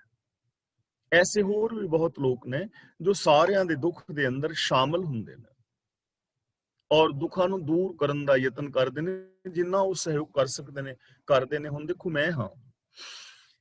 ਮੈਂ ਕਿਸੇ ਦਾ ਦੁੱਖ ਦੂਰ ਕਰ ਸਕਦਾ, ਪਰ ਕਰ ਤੇ ਮੈਂ ਉਨਾ ਹੀ ਸਕਣਾ ਜਿੰਨੀ ਮੇਰੇ ਵਿੱਚ ਸਮਰੱਥਾ ਹੈ, ਜਿੰਨੀ ਮੇਰੇ ਕੋਲ ਸੂਝ ਸਮਝ ਹੈ, ਉਨਾ ਹੀ ਕਰ ਸਕਾਂਗਾ ਨਾ। ਰੱਬ ਦੇ ਜਿਹੜੇ ਪਿਆਰੇ ਨੇ ਉਹ ਦੂਜਿਆਂ ਦੇ ਦੁੱਖਾਂ ਨੂੰ ਦੂਰ ਕਰਦੇ ਨੇ, ਦੂਜਿਆਂ ਦੇ ਦੁੱਖਾਂ ਨੂੰ ਦੂਰ ਕਰਨ ਦੇ ਸਮਰੱਥ ਨੇ। ਤਾਂ ਜੇ ਅਸੀਂ ਰੱਬ ਦਾ ਪਿਆਰ ਪਾਣਾ ਚਾਹੁੰਦੇ ਹਾਂ ਤਾਂ ਸਾਨੂੰ ਵੀ ਚਾਹੀਦਾ ਅਸੀਂ ਕਿਸੇ ਦੇ ਦੁੱਖਾਂ ਨੂੰ ਦੂਰ ਕਰੀਏ, ਜਿੰਨਾ ਵੀ ਕਰ ਸਕਦੇ ਹਾਂ। ਇਹ ਨਹੀਂ ਕਿ ਅਸੀਂ ਆਪਣੇ ਕੰਮਕਾਰ ਛੱਡ ਕੇ ਇਸੇ ਕੰਮ ਤੇ ਲੱਗ ਜਾਈਏ, ਇਹ ਗੱਲ ਨਹੀਂ ਹੈ। ਅਸੀਂ ਆਪਣਾ ਕੰਮਕਾਰ ਕਰਦੇ, ਸੱਚ ਨੂੰ ਆਧਾਰ ਬਣਾ ਕੇ ਮਨੁੱਖੀ ਫਰਜ਼ਾਂ ਨੂੰ ਪੂਰਿਆਂ ਕਰਦੇ, ਜਿੰਨਾ ਵੀ ਸਾਡੇ ਕੋਲ ਸਮਾਂ ਹੈ ਅਸੀਂ ਦੂਜੇ ਦੇ ਦੁੱਖ ਨੂੰ ਦੂਰ ਕਰਨ ਦਾ ਯਤਨ ਕਰੀਏ, ਹੈਲਪ ਕਰੀਏ, ਕਿਸੇ ਦੀ ਸਹਾਇਤਾ ਕਰੀਏ, ਜਿੰਨਾ ਵੀ ਅਸੀਂ ਕਰ ਸਕਦੇ ਹਾਂ ਉਹਨਾਂ। ਤੇ ਜੇ ਮੰਨ ਲਓ ਸਾਡੇ ਵਿੱਚ ਸਮਰੱਥਾ ਨਹੀਂ ਹੈ, ਅਸੀਂ ਨਹੀਂ ਦੂਰ ਕਰ ਸਕਦੇ, ਤਾਂ ਘੱਟ ਤੋਂ ਘੱਟ ਇਹਨਾਂ ਤੇ ਕਰੀਏ ਵੀ ਕਿਸੇ ਨੂੰ ਦੁੱਖ ਤੇ ਨਾ ਦੇਈਏ। ਜੇ ਕਿਸੇ ਨੂੰ ਸੁੱਖ ਨਹੀਂ ਦੇ ਸਕਦੇ ਤੇ ਦੁੱਖ ਵੀ ਨਾ ਦਿਓ। ਅਸੀਂ ਇਹਨਾਂ ਤੇ ਕਰ ਸਕਦੇ ਹਾਂ ਵੀ ਜੇ ਕਿਸੇ ਦੇ ਚੰਗੇ ਕੰਮ ਦੀ ਸਿਫਤ ਨਹੀਂ ਕਰ ਸਕਦੇ ਤਾਂ ਉਹਦੀ ਬੁਰਾਈ ਵੀ ਨਾ ਕਰੋ, ਉਹਦੀ ਬੁਰਾਈ ਵੀ ਨਾ ਕਰੋ। ਜੇ ਭਲਾ ਨਹੀਂ ਕਰ ਸਕਦੇ ਤਾਂ ਬੁਰਾ ਵੀ ਨਾ ਕਰੋ। ਜੇ ਤੁਸੀਂ ਪ੍ਰੇਮ ਨਹੀਂ ਕਰ ਸਕਦੇ ਤੇ ਨਾ ਕਰੋ, ਲੇਕਿਨ ਈਰਖਾ ਤੇ ਨਾ ਕਰੋ ਘੱਟ ਤੋਂ ਘੱਟ ਕਿਸੇ ਨਾਲ। ਜੇ ਕਿਸੇ ਦੇ ਕੰਮ ਵਿੱਚ ਸਹਿਯੋਗ ਨਹੀਂ ਕਰ ਸਕਦੇ ਵਸਣ ਵਸਾਣ ਵਿੱਚ, ਤੇ ਉਹਦਾ ਘਰ ਉਜਾੜਨ ਵਾਸਤੇ ਯਤਨ ਤੇ ਨਾ ਕਰੋ। ਇਹਨਾਂ ਤਾਂ ਅਸੀਂ ਕਰ ਸਕਦੇ ਹਾਂ ਨਾ। ਤਾਂ ਪ੍ਰਭ ਕੇ ਸੇਵਕ ਦੁੱਖ ਵਿਸਾਰਨ, ਜਿਹੜੇ ਰੱਬ ਦੇ ਸੇਵਕ ਨੇ, ਜੋ ਕਿ ਰੱਬ ਦੀ ਰਜ਼ਾ ਵਿੱਚ ਤੁਰਨ ਵਾਲੇ ਨੇ, ਉਹ ਦੂਜਿਆਂ ਦੇ ਦੁੱਖਾਂ ਨੂੰ ਦੂਰ ਕਰਨ ਦੇ ਸਮਰੱਥ ਹੋ ਜਾਂਦੇ ਨੇ। ਕਿਉਂ? ਕਿਉਂਕਿ ਉਹਨਾਂ ਨੂੰ ਨਿਯਮ ਦਾ ਪਤਾ ਹੈ ਕਿ ਸੁੱਖ ਔਰ ਦੁੱਖ ਕਿਵੇਂ ਸਾਡੀ ਜ਼ਿੰਦਗੀ ਚ ਆਉਂਦੇ ਨੇ। ਉਹਨਾਂ ਨੂੰ ਸਿਸਟਮ ਦਾ ਪਤਾ ਹੈ। ਉਹਨਾਂ ਨੂੰ ਪਤਾ ਹੈ ਕਿ ਸੁੱਖਾਂ ਵਾਸਤੇ ਇਹ ਚੀਜ਼ਾਂ ਦੀ ਰਿਕੁਆਇਰਮੈਂਟ ਹੈ। ਉਹ ਰਿਕੁਆਇਰਮੈਂਟ ਨੂੰ ਪੂਰਾ ਕਰਦੇ ਨੇ। ਆਪੇ ਮੇਲ ਲੈ ਕਿਰਪਾਲ, ਕਿਰਪਾਲ ਦਾ ਮਤਲਬ ਕਿਰਪਾ ਦਾ ਘਰ। ਰੱਬ ਰਹਿਮਤ ਦਾ ਘਰ ਹੈ ਤੇ ਆਪ ਉਹਨਾਂ ਨੂੰ ਆਪਣੇ ਨਾਲ ਮਿਲਾ ਲੈਂਦਾ ਹੈ। ਦੇਖੋ ਕਿੰਨਾ ਪਿਆਰਾ ਬਚਨ ਗੁਰੂ ਜੀ ਕਰ ਰਹੇ ਨੇ। ਸਾਨੂੰ ਹੁਣ ਰੱਬ ਦੇ ਨਾਲ ਮਿਲਣ ਦਾ ਯਤਨ ਕਰਨ ਦੀ ਲੋੜ ਨਹੀਂ ਹੈ। ਸਾਨੂੰ ਆਪਣਾ ਆਪ ਸਵਾਰਨ ਦੀ ਲੋੜ ਹੈ। ਸਾਨੂੰ ਦੂਜਿਆਂ ਦੇ ਦੁੱਖ ਦੂਰ ਕਰਨ ਦੀ ਲੋੜ ਹੈ। ਸਾਨੂੰ ਸੇਵਾ ਦੇ ਵਿੱਚ ਲੱਗਣ ਦੀ ਲੋੜ ਹੈ। ਸਾਨੂੰ ਰੱਬ ਆਪਣੇ ਨਾਲ ਤੇ ਆਪ ਮਿਲਾ ਲਵੇਗਾ। ਰੱਬ ਗੁਆਚਿਆ ਥੋੜਾ ਹੈ। ਗੁਆਚਿਆ ਤੇ ਬੰਦਾ ਆਪ ਹੋਇਆ, ਲੱਭਦਾ ਰੱਬ ਨੂੰ ਫਿਰਦਾ। ਸਾਡੇ ਤੋਂ ਰੱਬ ਨਹੀਂ ਗੁਆਚਿਆ ਹੋਇਆ। ਦਇਆ ਗਵਾਚ ਗਈ ਹੈ, ਪ੍ਰੇਮ ਗਵਾਚ ਗਿਆ ਹੈ, ਇਨਸਾਨੀਅਤ ਗਵਾਚ ਗਈ ਹੈ, ਜ਼ਮੀਰ ਗਵਾਚ ਗਈ ਹੈ, ਪ੍ਰੇਮ ਗਵਾਚ ਗਿਆ ਹੈ। ਆਪਣੇ ਅੰਦਰੋਂ ਇਹਨਾਂ ਗੁਣਾਂ ਨੂੰ ਲੱਭਣਾ ਸੀ, ਤੇ ਇਹ ਗੁਣ ਵੀ ਅੰਦਰ ਨੇ, ਗਵਾਚੇ ਥੋੜੀ ਪਏ ਨੇ। ਅਸੀਂ ਇਹਨਾਂ ਨੂੰ ਯੂਜ਼ ਨਹੀਂ ਕਰ ਰਹੇ। ਹੈ ਤੇ ਸਾਰਾ ਸਾਨੂੰ ਪਤਾ ਹੈ, ਸਾਨੂੰ ਸਾਰਾ ਪਤਾ ਹੈ, ਪਰ ਅਸੀਂ ਉਹਨਾਂ ਨੂੰ ਯੂਜ਼ ਨਹੀਂ ਕਰ ਰਹੇ। ਜਿਵੇਂ ਇੱਕ ਬੀਬੀ ਪੁੱਛ ਰਹੀ ਸੀ ਆਪਣੀ ਸੱਸ ਤੋਂ, ਆਂਦੀ ਬੇਬੇ ਖੀਰ ਕਿਵੇਂ ਬਣਾਈ ਦੀ ਹੈ? ਕਹਿਣ ਲੱਗੀ ਪੁੱਤਰ ਚੌਲ ਪਹਿਲੋਂ ਧੋਈ ਦੇ ਨੇ ਪਾਣੀ ਨਾਲ ਚੰਗੀ ਤਰ੍ਹਾਂ। ਕਹਿਣ ਲੱਗੀ ਹਾਂ ਬੇਬੇ ਤੇ ਮੈਨੂੰ ਪਤਾ। ਕਿ ਬੇਟੇ ਫਿਰ ਦੁੱਧ ਧਰ ਦਈਦਾ ਅੱਗ ਤੇ ਥੋੜਾ ਜਿਹਾ ਵਿੱਚ ਪਾਣੀ ਪਾ ਲਈਦਾ, ਜ਼ਿਆਦਾ ਨਹੀਂ, ਥੋੜਾ ਜਿਹਾ, ਜਿਸ ਕਰਕੇ ਦੁੱਧ ਨਾ ਥੱਲੇ ਨਾ ਲੱਗੇ। ਕਹਿਣ ਲੱਗੀ ਹਾਂ ਬੇਬੇ ਮੈਨੂੰ ਇਹ ਵੀ ਪਤਾ। ਫਿਰ ਬੇਟੇ ਚੌਲ ਜਿਹੜੇ ਨੇ ਧੋ ਕੇ ਪਾਣੀ ਉਹਦੇ ਵਿੱਚ ਦੁੱਧ ਵਿੱਚ ਪਾ ਦਿੰਦੇ ਨੇ। ਹਾਂ ਬੇਬੇ ਇਹ ਤੇ ਮੈਨੂੰ ਪਤਾ ਹੈ। ਤੇ ਕਹਿੰਦੀ ਫਿਰ ਬੇਟੇ ਥੱਲੇ ਨਾ ਅੱਗ ਬਾਲੀ ਦੀ, ਜ਼ਿਆਦਾ ਨਹੀਂ ਅੱਗ ਮਚਾਈ ਦੀ ਮੱਠੀ ਅੱਗ ਦੇ ਉੱਤੇ, ਕਿਉਂਕਿ ਜ਼ਿਆਦਾ ਅੱਗ ਮਚਾਉਣ ਦੇ ਨਾਲ ਫਿਰ ਦੁੱਧ ਨਾਲ ਲੱਗੇਗਾ ਤੇ ਖੀਰ ਥੱਲੇ ਲੱਗੇਗੀ। ਥੋੜੀ ਅੱਗ ਘੱਟ। ਕਹਿਣ ਲੱਗੀ ਬੇਬੇ ਤੇ ਮੈਨੂੰ ਪਤਾ ਹੈ। ਕਹਿਣ ਲੱਗੀ ਬੇਟੇ ਫਿਰ ਉਹਦੇ ਵਿੱਚ ਥੋੜੀ ਖੰਡ ਪਾ ਦਿੱਤੀ ਹੈ। ਜੇ ਵਿੱਚ ਖੋਪਾ ਪਾਣਾ ਹੈ, ਥੋੜਾ ਜਿਹਾ ਖੋਪਾ ਕੱਟ ਕੇ ਪਾ ਦਿੱਤਾ ਹੈ। ਵਿੱਚ ਥੋੜਾ ਜਿਹਾ ਬਦਾਮ ਵਗੈਰਾ ਪਾਣੇ ਨੇ, ਉਹ ਪਾ ਦਿੱਤੇ ਨੇ, ਮੇਵੇ ਮਨੱਕੇ ਵਗੈਰਾ ਪਾ ਦਿੱਤੇ ਨੇ। ਕਹਿਣ ਲੱਗੀ ਬੇਬੇ ਇਹ ਵੀ ਮੈਨੂੰ ਪਤਾ ਹੈ। ਕਹਿੰਦੀ ਬੇਟੇ ਫਿਰ ਹਲਾਈ ਜਾਈਦੀ, ਖੀਰ ਥੱਲੇ ਨਾ ਲੱਗ ਜਾਏ। ਕਹਿਣ ਲੱਗੀ ਇਹ ਵੀ ਮੈਨੂੰ ਪਤਾ ਹੈ। ਕਹਿਣ ਲੱਗੀ ਬੇਟਾ ਜਦੋਂ ਚੌਲ ਗਲ ਜਾਣ ਨਾ ਚੰਗੀ ਤਰ੍ਹਾਂ ਤੇ ਸੰਘਣੀ ਜੀ ਖੀਰ ਹੋ ਜਾਏ ਤੇ ਉਦੋਂ ਉਹਨੂੰ ਫਿਰ ਥੱਲੇ ਲਾ ਲਈਦਾ ਤੇ ਫਿਰ ਆਪਣਾ ਪ੍ਰਾਹੁਣਿਆਂ ਨੂੰ ਜਾਂ ਆਪ ਜਿਵੇਂ ਵੀ ਵਰਤਾਣੀ ਹੈ ਵਰਤਾ ਦਈਦੀ, ਉਹ ਖੀਰ ਥੱਲੇ ਫਿਰ ਲਾ ਲਈਦੀ। ਕਹਿੰਦੀ ਬੇਬੇ ਇਹ ਵੀ ਮੈਨੂੰ ਪਤਾ, ਹੋਰ ਦੱਸ। ਕਹਿੰਦੀ ਹੋਰ ਬੇਟੇ ਫਿਰ ਸਾਰੀ ਖੀਰ ਬਣਾ ਕੇ ਨਾ ਸਵਾਦ ਦੀ ਕੌਲੀ ਭਰ ਕੇ ਵਿੱਚ ਪਾ ਦਈਦੀ ਹੈ। ਯਾਨੀ ਸਾਰਾ ਹੀ ਪਤਾ ਹੈ। ਤਾਂ ਕਹਿਣ ਦਾ ਮਤਲਬ ਕਿ ਸਾਨੂੰ ਸਾਰਾ ਪਤਾ ਹੈ, ਪਰ ਅਸੀਂ ਸਵਾਦ ਦੀ ਕੌਲੀ ਪਾ ਦਿੰਦੇ ਹਾਂ ਬਾਅਦ ਚ। ਸਾਡੇ ਅੰਦਰ ਸਾਰੇ ਗੁਣ ਹੈ ਨੇ ਤੇ ਸਵਾਦ ਦੀ ਕੌਲੀ ਕੀ ਹੈ, ਅਸੀਂ ਉਹਨੂੰ ਯੂਜ਼ ਨਹੀਂ ਕਰਦੇ। ਸੱਚ ਹੈ, ਦਇਆ ਹੈ, ਪ੍ਰੇਮ ਹੈ, ਮੁਹੱਬਤ ਹੈ। ਇਹਨਾਂ ਗੁਣਾਂ ਨੂੰ ਜੇ ਅਸੀਂ ਯੂਜ਼ ਕਰੀਏ ਤਾਂ ਗੁਰੂ ਜੀ ਕਹਿੰਦੇ ਨੇ ਆਪੇ ਮੇਲ ਲੈ ਕਿਰਪਾ ਲੋ, ਕਿਰਪਾ ਦਾ ਖਜ਼ਾਨਾ ਰੱਬ ਤੁਹਾਨੂੰ ਆਪਣੇ ਨਾਲ ਮਿਲਾ ਲਵੇਗਾ। ਗੁਣਾਂ ਵਿੱਚ ਮਿਲ ਜਾਣਾ ਹੀ ਰੱਬ ਵਿੱਚ ਮਿਲ ਜਾਣਾ ਹੈ। ਇਸ ਲਈ ਸਾਨੂੰ ਇੱਥੋਂ ਸੂਝ ਸਮਝ ਮਿਲ ਰਹੀ ਹੈ, ਰਾਸਤਾ ਮਿਲ ਰਿਹਾ ਹੈ ਕਿ ਅਸੀਂ ਦੂਜਿਆਂ ਦੇ ਦੁੱਖ ਦੂਰ ਕਰਨ ਵਾਲੇ ਬਣਨਾ ਹੈ, ਦੂਜਿਆਂ ਨੂੰ ਦੁੱਖ ਦੇਣ ਵਾਲੇ ਨਹੀਂ। ਗੁਰ ਕਾ ਸ਼ਬਦ ਜਪ ਭੈ ਨਿਹਾਲ। ਜਪ ਦਾ ਮਤਲਬ ਕੀ ਹੈ ਜੀ? ਜਾਣਨਾ, ਸਮਝਣਾ। ਗੁਰ ਕਾ ਸ਼ਬਦ ਦਾ ਮਤਲਬ ਗੁਰੂ ਦਾ ਸ਼ਬਦ, ਉਪਦੇਸ਼, ਗੁਰੂ ਦੀ ਫਿਲਾਸਫੀ, ਗੁਰੂ ਦੀ ਵਿਚਾਰਧਾਰਾ, ਗੁਰੂ ਦਾ ਸਿਧਾਂਤ, ਗੁਰੂ ਦਾ ਦਿੱਤਾ ਹੋਇਆ ਵੇ ਆਫ ਲਾਈਫ, ਜੀਵਨ ਦਾ ਢੰਗ। ਗੁਰ ਕਾ ਸ਼ਬਦ ਜਪ, ਗੁਰੂ ਦੇ ਸ਼ਬਦ ਨੂੰ ਜਾਣ ਕੇ, ਸਮਝ ਕੇ, ਜੀਵਨ ਜੀ ਕੇ, ਉਸ ਗੁਰੂ ਦੇ ਸ਼ਬਦ ਨੂੰ ਆਪਣੀ ਜ਼ਿੰਦਗੀ ਵਿੱਚ ਇੰਪਲੀਮੈਂਟ ਕਰਕੇ ਭੈ ਨਿਹਾਲ। ਨਿਹਾਲ ਦਾ ਮਤਲਬ ਖੁਸ਼ ਹੋ ਜਾਂਦੇ ਨੇ, ਖਿੜ ਆਉਂਦੇ ਨੇ, ਪ੍ਰਸੰਨ ਹੋ ਜਾਂਦੇ ਨੇ। ਯਾਨੀ ਗੁਰੂ ਦੇ ਉਪਦੇਸ਼ ਮੁਤਾਬਕ ਜੋ ਜ਼ਿੰਦਗੀ ਜੀਂਦੇ ਨੇ ਉਹ ਨਿਹਾਲ ਹੋ ਜਾਂਦੇ ਨੇ। ਨਿਹਾਲ ਦਾ ਮਤਲਬ ਉਹਨਾਂ ਦੀ ਜ਼ਿੰਦਗੀ ਦੇ ਅੰਦਰ ਖੁਸ਼ੀ ਆ ਜਾਂਦੀ ਹੈ, ਖੇੜੇ ਆ ਜਾਂਦੇ ਨੇ, ਪ੍ਰਸੰਨਤਾ ਆ ਜਾਂਦੀ ਹੈ, ਚੜ੍ਹਦੀ ਕਲਾ ਆ ਜਾਂਦੀ ਹੈ, ਪੋਜ਼ਿਟਿਵਿਟੀ ਆ ਜਾਂਦੀ ਹੈ, ਉਹਨਾਂ ਅੰਦਰ ਵਿਲ ਪਾਵਰ ਆ ਜਾਂਦੀ ਹੈ। ਉਹ ਉਤਸ਼ਾਹ ਦੇ ਨਾਲ ਭਰ ਜਾਂਦੇ ਨੇ ਗੁਰੂ ਦੇ ਉਪਦੇਸ਼ ਨੂੰ ਜਾਣ ਕੇ, ਗੁਰੂ ਦੇ ਉਪਦੇਸ਼ ਨੂੰ ਸਮਝ ਕੇ। ਸ਼ਬਦ ਦਾ ਮਤਲਬ ਫਿਲਾਸਫੀ, ਵਿਚਾਰਧਾਰਾ। ਜਪ ਦਾ ਮਤਲਬ ਜਾਣਨਾ, ਸਮਝਣਾ, ਔਰ ਸਮਝ ਕੇ ਉਹਦੇ ਮੁਤਾਬਕ ਜ਼ਿੰਦਗੀ ਜੀਣੀ। उनकी सेवा सोई लागै। उनकी सेवा ਦਾ ਮਤਲਬ ਜਿਹੜੇ ਗੁਰੂ ਦੇ ਦੱਸੇ ਰਾਹ ਤੇ ਤੁਰਨ ਵਾਲੇ ਨੇ, ਜੋ ਰੱਬ ਦੇ ਵਿੱਚ ਅਭੇਦ ਹੋ ਗਏ ਨੇ, ਉਹਨਾਂ ਦੀ ਸੰਗਤ ਸੇਵਾ ਕਰਨੀ, ਉਹਨਾਂ ਦੀ ਸੰਗਤ ਕਰਨੀ, ਉਹਨਾਂ ਦੇ ਉਪਦੇਸ਼ ਮੁਤਾਬਕ ਜ਼ਿੰਦਗੀ ਜੀਣੀ, ਵਿਚਾਰਕ ਸਾਂਝ ਪਾਣੀ, ਸੰਗਤ ਕਰਨੀ, ਉਹੀ ਉਹਨਾਂ ਦੀ ਸੇਵਾ ਵਿੱਚ ਲੱਗਦੇ ਨੇ। ਜਿਸ ਨੂੰ ਕਿਰਪਾ ਕਰੇ ਬੜ ਭਾਗੈ, ਜਿਨ੍ਹਾਂ ਵੱਡੇ ਭਾਗਾਂ ਵਾਲਿਆਂ ਤੇ ਰੱਬ ਦੀ ਕਿਰਪਾ ਹੁੰਦੀ ਹੈ, ਜੋ ਰੱਬ ਦੀ ਰਜ਼ਾ ਪਾਣੇ ਨੂੰ ਸਮਝਦੇ ਨੇ, ਜੋ ਰੱਬ ਦੀ ਰਹਿਮਤ ਦੇ ਪਾਤਰ ਬਣਦੇ ਨੇ, ਉਹ ਫਿਰ ਐਸੇ ਲੋਕਾਂ ਦੀ ਸੇਵਾ ਦਾ ਮਤਲਬ ਉਹਨਾਂ ਦਾ ਸਹਿਯੋਗ ਕਰਦੇ ਨੇ, ਉਹਨਾਂ ਦੀ ਸੰਗਤ ਕਰਦੇ ਨੇ, ਉਹਨਾਂ ਤੋਂ ਕੁਝ ਜਾਣਨ ਦਾ ਯਤਨ ਕਰਦੇ ਨੇ, ਜਿਹੜੇ ਰੱਬ ਦੀ ਰਹਿਮਤ ਦਾ ਪਾਤਰ ਬਣਦੇ ਨੇ। ਤਾਂ ਸਾਨੂੰ ਇੱਥੋਂ ਇੱਕ ਸਿੱਖਿਆ ਮਿਲ ਰਹੀ ਹੈ ਕਿ ਜਿਹੜੇ ਰੱਬ ਦੀ ਰਜ਼ਾ ਪਾਣੇ ਵਿੱਚ ਤੁਰਨ ਵਾਲੇ ਨੇ, ਜਿਨ੍ਹਾਂ ਨੇ ਰੱਬ ਦੀ ਰਜ਼ਾ ਪਾਣੇ ਨੂੰ ਸਮਝਿਆ ਹੈ, ਗੁਰਬਾਣੀ ਸਿਧਾਂਤ ਨੂੰ ਸਮਝਿਆ ਹੈ, ਜੋ ਸ੍ਰੀ ਗੁਰੂ ਗ੍ਰੰਥ ਸਾਹਿਬ ਜੀ ਦੀ ਪਾਵਨ ਬਾਣੀ ਦੇ ਦਿੱਤੇ ਵੇ ਆਫ ਲਾਈਫ ਅਨੁਸਾਰ ਜ਼ਿੰਦਗੀ ਜੀ ਰਹੇ ਹਨ, ਜੋ ਲਾ ਆਫ ਨੇਚਰ ਨੂੰ ਸਮਝਦੇ ਨੇ, ਉਹਨਾਂ ਦੀ ਸੰਗਤ ਸਾਨੂੰ ਕਰਨੀ ਚਾਹੀਦੀ ਹੈ। ਉਹਨਾਂ ਤੋਂ ਸਾਨੂੰ ਵੀ ਉਤਸ਼ਾਹ ਮਿਲੇਗਾ। ਵੈਸੀ ਜ਼ਿੰਦਗੀ ਜੀਣ ਦਾ ਯਤਨ ਕਰਨਾ ਚਾਹੀਦਾ ਹੈ।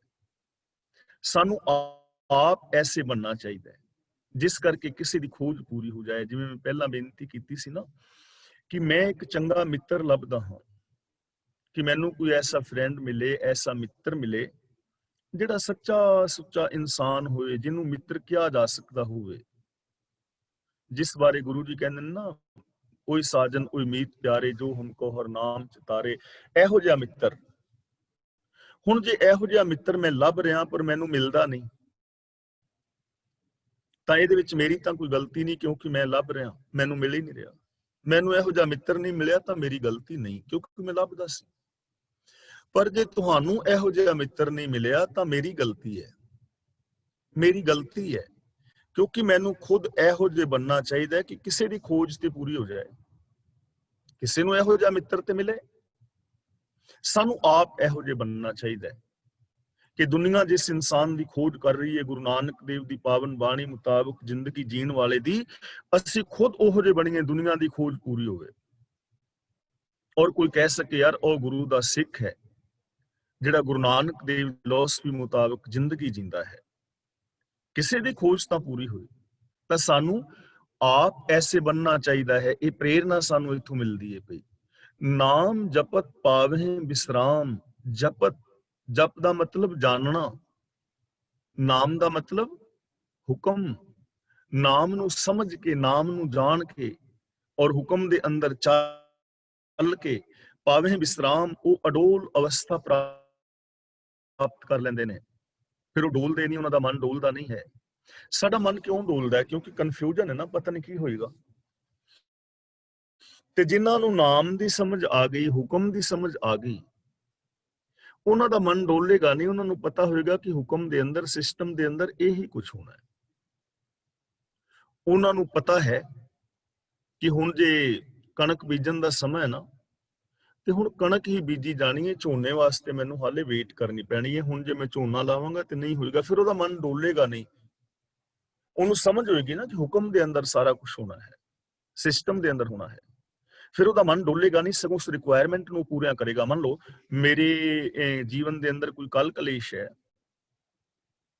ਪਹਿਲੀ ਗੱਲ ਤੇ ਜੇ ਮੈਂ ਰੱਬੀ ਹੁਕਮ ਅਨੁਸਾਰ ਜ਼ਿੰਦਗੀ ਜੀਂਦਾ ਹਾਂ ਤੇ ਕਲ ਕਲੇਸ਼ ਆਏਗੀ ਨਹੀਂ। ਤੇ ਜੇ ਕਿਤੇ ਆ ਗਈ ਹੈ ਤੇ ਜੇ ਮੈਨੂੰ ਹੁਕਮ ਦੀ ਸਮਝ ਨਾ, ਫਿਰ ਮੈਂ ਪੇਸ਼ੈਂਸ ਰੱਖਾਂਗਾ। ਮੈਨੂੰ ਪਤਾ ਹੋਏਗਾ ਵੀ ਇਹ ਸਿਸਟਮ ਗੜਬੜ ਕਰਕੇ ਇਹ ਕਲੇਸ਼ ਪਿਆ ਹੈ, ਇਹਨੂੰ ਐਵੇਂ ਸੋਲਵ ਕੀਤਾ ਜਾ ਸਕਦਾ ਹੈ, ਇੰਨੇ ਸਮੇਂ ਵਿੱਚ ਸੋਲਵ ਹੋ ਜਾਏਗਾ, ਬੰਦਾ ਨਹੀਂ ਡੋਲੇਗਾ। ਦੂਜੀ ਗੱਲ, ਜਿਹਨੂੰ ਸੱਚ ਦੀ ਸਮਝ ਆ ਗਈ, ਜਿਹਨੇ ਸੱਚ ਨੂੰ ਆਪਣੀ ਜ਼ਿੰਦਗੀ ਦਾ ਬੇਸ ਬਣਾ ਲਿਆ, ਉਹ ਡੋਲਦਾ ਨਹੀਂ। ਫਿਰ ਆਮ ਬੰਦੇ ਵੱਲ ਅਸੀਂ ਵੇਖਦੇ ਹਾਂ ਨਾ, ਸਮਾਜ ਵਿੱਚ, ਜਿਹਦੇ ਵਿੱਚ ਅਸੀਂ ਖੁਦ ਵੀ ਸ਼ਾਮਲ ਹਾਂ, ਲੋਕ ਟਕੇ ਟਕੇ ਤੇ ਆਪਣਾ ਈਮਾਨ ਵੇਚ ਦਿੰਦੇ ਨੇ। ਅਸੀਂ ਵੇਖਦੇ ਨਾ, ਦੇਖੋ ਜੇ ਅਸੀਂ ਚੰਗੇ ਬੰਦੇ ਚੁਣੇ ਹੋਣ, ਸਰਕਾਰ ਦੇ ਵਿੱਚ ਬੰਦੇ ਇਮਾਨਦਾਰ ਚੁਣੇ ਹੋਣ, ਤਾਂ ਜਿਹੜੀ ਹੁਣ ਪ੍ਰੋਬਲਮ ਆ ਰਹੀ ਹੈ ਨਹੀਂ ਨਾ ਆਏਗੀ। ਐਸੀ ਪ੍ਰੋਬਲਮ ਕਿਉਂ ਆਉਂਦੀ ਹੈ? ਕਿਉਂਕਿ ਲੀਡਰਾਂ ਨੇ ਇਹ ਕੀਤਾ ਨਾ ਸਾਰਾ ਕੁਝ। ਤੇ ਲੀਡਰ ਚੁਣਦੇ ਕੌਣ ਆ? ਅਸੀਂ। ਤੇ ਜਦੋਂ ਵੋਟਾਂ ਆਉਂਦੀਆਂ ਨੇ ਸਾਨੂੰ ਬੜੀ ਖੁਸ਼ੀ ਹੁੰਦੀ ਹੈ ਵੀ ਸਾਡੇ ਘਰ ਫਲਾਂ ਬੰਦਾ ਵੀ 2 ਬੋਤਲਾਂ ਸ਼ਰਾਬ ਦੇ ਗਿਆ, ਨਾਲ ਪਕੌੜੇ ਦੇ ਗਿਆ, ਤੇ ਨਾਲ ਬੀਬੀਆਂ ਕਹਿੰਦੀਆਂ ਸੀ ਵੀ ਬੰਦਿਆਂ ਨੂੰ ਤੇ ਤੁਸੀਂ ਸ਼ਰਾਬ ਦੇ ਗਏ ਤੇ ਅਸੀਂ ਵੀ ਤੇ ਵੋਟ ਦੇਣੇ ਨੇ, ਤੇ ਉਹਨਾਂ ਨੇ ਕੋਕੋ ਕੋਲਾ ਦੀਆਂ ਬੋਤਲਾਂ ਦੇਣੀਆਂ ਸ਼ੁਰੂ ਕਰ ਦਿੱਤੀਆਂ, ਲਿਮਕਾ ਦੇ ਆਓ ਜੀ 2 ਬੋਤਲਾਂ ਦਿੱਤੇ ਨਾ ਪਿੱਛੇ। ਹੁਣ ਜਿਨ੍ਹਾਂ ਨੇ 2 ਬੋਤਲਾਂ ਲਿਮਕਾ ਲੈ ਕੇ ਜਾਂ 2 ਬੋਤਲਾਂ ਸ਼ਰਾਬ ਲੈ ਕੇ ਵੋਟਾਂ ਦੇਣੀਆਂ ਨੇ, ਵੋਟਾਂ ਦੀ ਕੀਮਤ ਇਹੀ ਸੀ ਕਿ ਮੇਰੀ ਵੋਟ ਦੀ ਕੀਮਤ 2 ਬੋਤਲਾਂ ਸ਼ਰਾਬ ਹੈ, 2 ਬੋਤਲਾਂ ਸ਼ਰਾਬ ਦਿਓ ਤੇ ਮੈਨੂੰ ਮੇਰੇ ਤੋਂ ਵੋਟ ਲੈ ਲਓ। ਉਹਨੇ 2 ਬੋਤਲਾਂ ਦੇ ਕੇ ਸ਼ਰਾਬ ਤੇ ਵੋਟ ਲੈ ਲਈ, ਕਿਉਂਕਿ ਕੀਮਤ ਦੇ ਦਿੱਤੀ, ਤੇ ਹੁਣ 5 ਸਾਲ ਫਿਰ ਉਹ ਜੁੱਤੀਆਂ ਮਾਰੇਗਾ ਨਾ। ਜਿਹੜੇ ਸੱਚ ਨੂੰ ਸਮਝ ਲੈਂਦੇ ਨੇ ਫਿਰ ਉਹ ਡੋਲਦੇ ਨਹੀਂ, ਉਹ ਸੱਚ ਨੂੰ ਸਮਝਦੇ ਨੇ। ਉਹਨਾਂ ਉਹ 2 ਬੋਤਲਾਂ ਤੇ ਉਹ ਨਹੀਂ ਡੋਲਦੇ। ਅਸੀਂ ਦੇਖਦੇ ਹਾਂ ਟਕੇ ਟਕੇ ਤੇ ਲੋਕ ਡੋਲ ਜਾਂਦੇ ਨੇ, 2 ਰੁਪਈਆਂ ਪਿੱਛੇ ਲੋਕ ਲੜ ਪੈਂਦੇ ਨੇ, ਬੇਗਾਨਾ ਹੱਕ ਖਾ ਜਾਂਦੇ ਨੇ, ਭਰਾਵਾਂ ਦੀਆਂ ਪ੍ਰਾਪਰਟੀਆਂ ਖਾ ਜਾਂਦੇ ਨੇ, 2 ਮਰਲੀ ਜ਼ਮੀਨ ਪਿੱਛੇ ਭਰਾਵਾਂ ਦੇ ਕਤਲ ਡੋਲ ਗਏ ਨਾ, ਥੋੜੀ ਚੀਜ਼ ਪਿੱਛੇ ਡੋਲ ਕੇ 100 ਰੁਪਏ ਪਿੱਛੇ ਬੰਦਾ ਡੋਲ ਜਾਂਦਾ, ਈਮਾਨ ਗਵਾ ਲੈਂਦਾ। ਭਾਈ ਮਤੀ ਦਾਸ ਜੀ ਨੂੰ ਵੇਖੋ, ਉਹਨੂੰ ਡੁਲਾਉਣ ਵਾਸਤੇ ਕਿੰਨਾ ਵੱਡਾ ਆਪਸ਼ਨ ਦਿੱਤਾ ਜਾ ਰਿਹਾ ਵੀ ਤੈਨੂੰ ਬਾਦਸ਼ਾਹ ਬਣਾਉਂਦੇ ਆ, ਆਉਣ ਵਾਲੀਆਂ ਪੀੜ੍ਹੀਆਂ ਆਨੰਦ ਲੈਣਗੀਆਂ, ਬਾਦਸ਼ਾਹ ਬਣਾਂਗੇ, ਹੋਰ ਇਲਾਕੇ ਤੂੰ ਜਿੱਤ ਲਵੀਂ, ਸੱਚ ਨੂੰ ਛੱਡ ਦੇ। ਤੇ ਉਹ ਬਾਦਸ਼ਾਹੀ ਨੂੰ, ਇਲਾਕਿਆਂ ਨੂੰ, ਜ਼ੰਗੀਰਾਂ ਨੂੰ, ਜੀਵਨ ਨੂੰ ਜੁੱਤੀ ਦੇ ਨੋਕ ਤੇ ਠੁਕਰਾ ਦਿੰਦਾ, ਡੋਲਿਆ ਕਿਤੇ। ਤੇ ਫਿਰ ਕਹਿੰਦੇ ਨੇ ਜੇ ਨਹੀਂ ਤਾਂ ਆਰੇ ਨਾਲ ਚੀਰਾਂਗੇ। ਹੁਣ ਆਰੇ ਨਾਲ ਚਿਰਨਾ ਕਿਤੇ ਸੌਖਾ ਹੈ, ਲੇਕਿਨ ਨਹੀਂ ਹੋਇਆ ਤਾਂ ਨਾਮ ਜਪਤ ਪਾਵੇਂ ਵਿਸਰਾਮ। ਜਿਹੜੇ ਨਾਮ ਦਾ ਮਤਲਬ ਜੋ ਰੱਬ ਦੇ ਹੁਕਮ ਨੂੰ ਸਮਝ ਲੈਂਦੇ ਨੇ, ਹੁਕਮ ਅਨੁਸਾਰ ਜ਼ਿੰਦਗੀ ਜੀਂਦੇ ਨੇ, ਉਹਨਾਂ ਦਾ ਮਨ ਟਿਕਾਵ ਵਿੱਚ ਆ ਜਾਂਦਾ, ਫਿਰ ਉਹ ਡੋਲਦੇ ਨਹੀਂ, ਉਹ ਆਪਣੇ ਗੋਲ ਦੇ ਉੱਤੇ ਟਿਕੇ ਰਹਿੰਦੇ ਨੇ। ਤੇ ਅਸੀਂ ਵੀ ਸਚਿਆਰਤਾ ਦੇ ਉੱਤੇ ਟਿਕੇ ਰਹਿਣਾ ਹੈ, ਡੋਲ ਨਹੀਂ। ਅਸੀਂ ਨਿੱਕੀਆਂ ਨਿੱਕੀਆਂ ਗੱਲਾਂ ਤੋਂ ਡੋਲ ਜਾਂਦੇ ਆ, ਆਪਣਾ ਪੇਸ਼ੈਂਸ ਗਵਾ ਲੈਂਦੇ ਆ, ਭੈਣਾਂ ਭਰਾਵਾਂ ਨਾਲ ਅਸੀਂ ਵਾਦ ਵਿਵਾਦ ਬਣਾ ਲੈਂਦੇ ਆ, ਨੂੰ ਸੱਸਾਂ ਦੇ ਆਪਸ ਚ ਗੜਬੜ ਹੋ ਜਾਂਦੀ ਹੈ, ਪਤੀ ਪਤਨੀ ਇੱਕ ਦੂਜੇ ਤੋਂ ਦੂਰ ਹੋ ਜਾਂਦੇ ਨੇ। ਡੋਲਣਾ ਨਹੀਂ, ਸੱਚ ਦੇ ਉੱਤੇ ਟਿਕ ਕੇ ਰਹਿਣਾ ਹੈ, ਉਹੀ ਨੇ ਰੱਬ ਦੇ ਪਿਆਰੇ। ਨਾਨਕ ਪੁਰਖ ਕੋ ਉੱਤਮ ਕਰਮਾਨ, ਗੁਰੂ ਪਾਤਸ਼ਾਹ ਜੀ ਕਹਿੰਦੇ ਨੇ ਐਸੇ ਲੋਕਾਂ ਨੂੰ ਉੱਤਮ ਸਮਝੋ, ਉਹ ਚੰਗੇ ਨੇ ਜਿਹੜੇ ਰੱਬੀ ਰਜਾ ਵਿੱਚ ਤੁਰਦੇ ਨੇ, ਜੋ ਡੋਲਦੇ ਨਹੀਂ, ਜਿਨ੍ਹਾਂ ਦੇ ਅੰਦਰ ਸ਼ੁਭ ਗੁਣ ਨੇ, ਜੋ ਕਿਸੇ ਨੂੰ ਦੁੱਖ ਨਹੀਂ ਦਿੰਦੇ, ਜੋ ਕਿਸੇ ਦੇ ਦੁੱਖਾਂ ਨੂੰ ਦੂਰ ਕਰਨ ਦੇ ਸਮਰੱਥ ਨੇ, ਰੱਬੀ ਰਜਾ ਵਿੱਚ ਤੁਰਦੇ ਨੇ, ਉਹਨਾਂ ਨੂੰ ਉੱਤਮ ਕਰਕੇ ਸਮਝੋ, ਉਹ ਲੋਕ ਚੰਗੇ ਨੇ। ਤੇ ਜੇ ਹੁਣ ਅਸੀਂ ਚੰਗਾ ਬਣਨਾ ਚਾਹੁੰਦੇ ਹਾਂ ਤਾਂ ਸਾਨੂੰ ਕੀ ਕਰਨਾ ਪਵੇਗਾ? ਬਾਣੀ ਅਨੁਸਾਰ ਜ਼ਿੰਦਗੀ ਨਾ ਕੋਈ ਵੀ ਬੰਦਾ ਚੰਗਾ ਹੋ ਸਕਦਾ ਹੈ, ਜਿਹੜਾ ਮਰਜ਼ੀ ਚੰਗਾ ਹੋ ਸਕਦਾ ਹੈ। ਤੁਸੀਂ ਚੰਗੇ ਹੋ ਜਾਓ, ਮੈਂ ਚੰਗਾ, ਕੋਈ ਕਿਸੇ ਦੇ ਰਾਹ ਵਿੱਚ ਕੰਡੇ ਨਹੀਂ ਲੱਗੇ ਹੋਏ, ਵਾੜ ਨਹੀਂ ਲੱਗੀ ਵੀ ਤੂੰ ਚੰਗਿਆਈ ਵਾਲੇ ਪਾਸੇ ਨਹੀਂ ਆ ਸਕਦਾ। ਚੰਗਿਆਈ ਦਾ ਰਾਸਤਾ ਤੇ ਬਿਲਕੁਲ ਹੀ ਖੁੱਲਾ ਹੈ। ਕਿਸੇ ਨੇ ਬਜ਼ੁਰਗ ਤੋਂ ਪੁੱਛਿਆ ਸੀ, ਕਹਿਣ ਲੱਗਾ ਬਾਪੂ ਤੇਰਾ ਤਜਰਬਾ ਹੈ, ਅੱਜ ਕੱਲ ਕੈਰੀਅਰ ਕਿਸ ਚੀਜ਼? ਤੇ ਬਜ਼ੁਰਗ ਨੇ ਉੱਤਰ ਦਿੱਤਾ, ਬੇਟੇ ਸੱਚ ਦਾ ਰਾਸਤੇ ਦੇ ਵਿੱਚ ਬਹੁਤ ਵੱਡਾ ਕੈਰੀਅਰ ਹੈ, ਤੇ ਦੂਜੀ ਗੱਲ ਇਹਦੇ ਵਿੱਚ ਮੁਕਾਬਲਾ ਵੀ ਕੋਈ ਨਹੀਂ। ਇਸ ਪਾਸੇ ਮੁਕਾਬਲਾ ਕਰਨ ਵਾਲਾ ਵੀ, ਕੰਪੀਟੀਸ਼ਨ ਵੀ ਕਰਨ ਵਾਲਾ ਕੋਈ ਨਹੀਂ, ਇਕੱਲਾ ਹੀ ਹੋਏਗਾ ਤੂੰ। ਸਭ ਤੋਂ ਚੰਗਾ ਉੱਚਾ ਕੈਰੀਅਰ ਜੇ ਬਣਾਉਣਾ ਚਾਹੁੰਦਾ, ਸੱਚ ਦੇ ਨਾਲ ਜੋੜ, ਗੁਣਾਂ ਦੇ ਨਾਲ ਜੋੜ। ਜੋ ਕਿਛ ਕਰੈ ਸੋ ਪ੍ਰਭ ਕੇ ਰੰਗ, ਰੰਗ ਦਾ ਮਤਲਬ ਰਜਾ, ਪਿਆਰ। ਜੋ ਰੱਬ ਦਾ ਪਿਆਰਾ ਹੈ, ਪ੍ਰਭੂ ਦਾ ਜੋ ਸੇਵਕ ਹੈ, ਉਹ ਜੋ ਕੁਝ ਵੀ ਕਰਦਾ ਹੈ ਰੱਬੀ ਪ੍ਰੇਮ ਵਿੱਚ ਕਰਦਾ ਹੈ, ਰੱਬ ਦੀ ਰਜਾ ਵਿੱਚ ਕਰਦਾ ਹੈ। ਰਜਾ ਦਾ ਮਤਲਬ ਹੁਕਮ, ਹੁਕਮ ਦਾ ਮਤਲਬ ਸਿਸਟਮ, ਲਾ ਆਫ ਨੇਚਰ, ਰੱਬ ਦੀ ਰਜਾ ਆਣਾ, ਇਹਦੇ ਪ੍ਰੇਮ ਦੇ ਨਾਲ ਕਰਦਾ ਜੋ ਵੀ ਕਰਦਾ। ਜੇ ਅਸੀਂ ਸੌਖੇ ਸ਼ਬਦਾਂ ਨਾਲ ਸਮਝਣਾ ਹੋਵੇ ਤਾਂ ਜਿਹੜਾ ਗੁਰੂ ਦਾ ਪਿਆਰਾ ਹੈ, ਉਹ ਜਿਹੜਾ ਵੀ ਜੀਵਨ ਜੀਵੇਗਾ ਗੁਰੂ ਦੀ ਪਾਵਨ ਬਾਣੀ ਮੁਤਾਬਕ ਜੀਵੇਗਾ, ਗੁਰੂ ਦੇ ਗਿਆਨ ਮੁਤਾਬਕ, ਗੁਰਮਤਿ ਆਸ਼ੇ ਅਨੁਸਾਰ ਜ਼ਿੰਦਗੀ ਜੀਵੇਗਾ। ਸਿੰਪਲ ਗੱਲ ਹੈ, ਆਪਾਂ ਹਰ ਰੋਜ਼ ਵਿਚਾਰਦੇ ਹਾਂ ਕਿ ਉਹ ਸੱਚ ਨੂੰ ਆਧਾਰ ਬਣਾ ਕੇ ਮਨੁੱਖ ਪੂਰੀਆਂ ਕਰੇਗਾ, ਰੱਬੀ ਰਜਾ ਦੇ ਅੰਦਰ ਪ੍ਰੇਮ ਦੇ ਨਾਲ ਜ਼ਿੰਦਗੀ ਜੀਵੇਗਾ। ਉਹ ਸਦਾ ਸਦਾ ਬਸੈ ਹਰ ਸੰਗ। ਤੇ ਜਿਹੜਾ ਰੱਬ ਦਾ ਸੇਵਕ ਹੈ, ਉਹ ਹਮੇਸ਼ਾ ਰੱਬ ਦੇ ਨਾਲ ਵਸਦਾ ਹੈ, ਰੱਬ ਨੂੰ ਅੰਗ ਸੰਗ ਜਾਣਦਾ। ਉਹਨੂੰ ਪਤਾ ਹੈ ਕਿ ਰੱਬ ਮੇਰੇ ਅੰਗ ਸੰਗ ਹੈ। ਤੇ ਅੰਗ ਸੰਗ ਦੀ ਵਿਆਖਿਆ ਆਪਾਂ ਪਹਿਲਾਂ ਕਈ ਵਾਰ ਸੁਣ ਚੁੱਕੇ ਹਾਂ। ਅੱਖ ਮੇਰੀ ਅੰਗ ਹੈ, ਤੇ ਜੇ ਇਹਦੇ ਸੰਗ ਹੋਵੇ ਫਿਰ ਇਹਦਾ ਨਜ਼ਰੀਆ, ਅੱਖਾਂ ਦੇ ਨਾਲ ਵੇਖਣ ਦਾ ਢੰਗ ਰੱਬ ਵਾਲਾ ਹੋਏਗਾ ਨਾ। ਜ਼ਬਾਨ ਮੇਰਾ ਅੰਗ ਹੈ, ਤੇ ਅੰਗ ਦੇ ਨਾਲ ਸੰਗ ਹੋਏ ਰੱਬ, ਤੇ ਜ਼ਬਾਨ ਦੇ ਬੋਲ ਕਿੰਨੇ ਮਿੱਠੇ ਹੋ ਜਾਣਗੇ, ਪਿਆਰੇ ਹੋ ਜਾਣਗੇ। ਹੱਥ ਮੇਰਾ ਅੰਗ, ਤੇ ਜੇ ਹੱਥਾਂ ਦੇ ਨਾਲ ਸੰਗ ਰੱਬ ਹੋਵੇ ਤੇ ਹੱਥਾਂ ਦੇ ਕੰਮ ਕਿੰਨੇ ਸੋਹਣੇ ਹੋ ਜਾਣਗੇ। ਤਾਂ ਇਸ ਤਰ੍ਹਾਂ ਜੋ ਰੱਬ ਦਾ ਪਿਆਰਾ ਹੈ ਉਹ ਹਮੇਸ਼ਾ ਰੱਬ ਦੀ ਹਜ਼ੂਰੀ ਵਿੱਚ ਵਸਦਾ ਹੈ, ਰੱਬ ਨੂੰ ਅੰਗ ਸੰਗ ਜਾਣਦਾ ਹੈ। ਸਹਿਜ ਸੁਭਾਏ ਹੋਵੇ ਸੋ ਹੋਏ। ਸਹਿਜ ਸੁਭਾਏ ਦਾ ਮਤਲਬ ਆਤਮਕ ਅਡੋਲਤਾ ਵਿੱਚ, ਸਹਿਜ ਸੁਭਾਏ ਦਾ ਮਤਲਬ ਸੁਤੇ ਸਿੱਧ, ਸੁਭਾਵਕ। ਸੁਤੇ ਹੀ ਜੋ ਕੁਝ ਹੁੰਦਾ ਹੈ ਉਹਨੂੰ ਪ੍ਰਭੂ ਦਾ ਭਾਣਾ ਜਾਣਦਾ ਹੈ। ਸਹਿਜ ਸੁਭਾਏ ਹੋਵੇ ਸੋ ਹੋਏ, ਯਾਨੀ ਜੋ ਕੁਝ ਵੀ ਉਹਦੇ ਤੋਂ ਸਹਿਜ ਸੁਭਾਵਕ ਹੁੰਦਾ ਹੈ ਰੱਬ ਦੀ ਰਜ਼ਾ ਵਿੱਚ ਹੀ ਹੁੰਦਾ ਹੈ। ਉਹਨੂੰ ਉਚੇਚਾ ਯਤਨ ਨਹੀਂ ਕਰਨਾ ਪੈਂਦਾ, ਉਹਨੂੰ ਤੀਰਥਾਂ ਤੇ ਨਹਾਉਣ ਜਾਣ ਦੀ ਲੋੜ ਨਹੀਂ ਪੈਂਦੀ, ਉਹਨੂੰ ਸਮਾਧੀਆਂ ਲਾਉਣ ਦੀ ਲੋੜ ਨਹੀਂ ਪੈਂਦੀ, ਉਹਨੂੰ ਧੂਣੇ ਤਾਣ ਦੀ ਲੋੜ ਨਹੀਂ ਹੈ, ਧੂਪ ਬੱਤੀਆਂ ਦਿਖਾਉਣ ਦੀ ਉਹਨੂੰ ਜ਼ਰੂਰਤ ਨਹੀਂ ਹੈ, ਯੱਗ ਹਵਨ ਕਰਨ ਦੀ ਜ਼ਰੂਰਤ ਨਹੀਂ ਹੈ, ਜੰਗਲਾਂ ਵਿੱਚ ਵਿਚਰਨ ਦੀ ਲੋੜ ਨਹੀਂ, ਮੜੀਆਂ ਵਿੱਚ ਜਾਣ ਦੀ ਲੋੜ ਨਹੀਂ, ਬਾਬਿਆਂ ਦੇ ਮੱਥਾ ਟੇਕਣ ਦੀ ਲੋੜ ਨਹੀਂ। ਜੋ ਕੁਛ ਉਹ ਕਰਦਾ ਹੈ ਸਹਿਜ ਸੁਭਾਵਕ ਰੱਬ ਦੇ ਹੁਕਮ ਵਿੱਚ ਹੀ ਕਰਦਾ ਹੈ। ਜੇਤਾ ਪੇਖਨ ਤੇਤਾ ਧਿਆਨ। ਰੱਬ ਦਾ ਪਿਆਰਾ ਤੇ ਜਿੰਨਾ ਵੇਖਦਾ ਹੈ ਉਹਦਾ ਧਿਆਨ ਹੀ ਹੈ, ਉਹਨੂੰ ਵੱਖਰਾ ਧਿਆਨ ਲਾਉਣ ਦੀ ਥੋੜਾ ਲੋੜ ਹੈ, ਅੱਖਾਂ ਬੰਦ ਕਰਕੇ ਥੋੜਾ ਬਹਿੰਦਾ ਹੈ। ਰੱਬ ਦੇ ਪਿਆਰੇ ਤੇ ਅੱਖਾਂ ਨੇ ਤੇ ਧਿਆਨ ਵਿੱਚ ਹੀ, ਉਹਦੇ ਧਿਆਨ ਵਿੱਚ ਸੱਚ ਹੈ।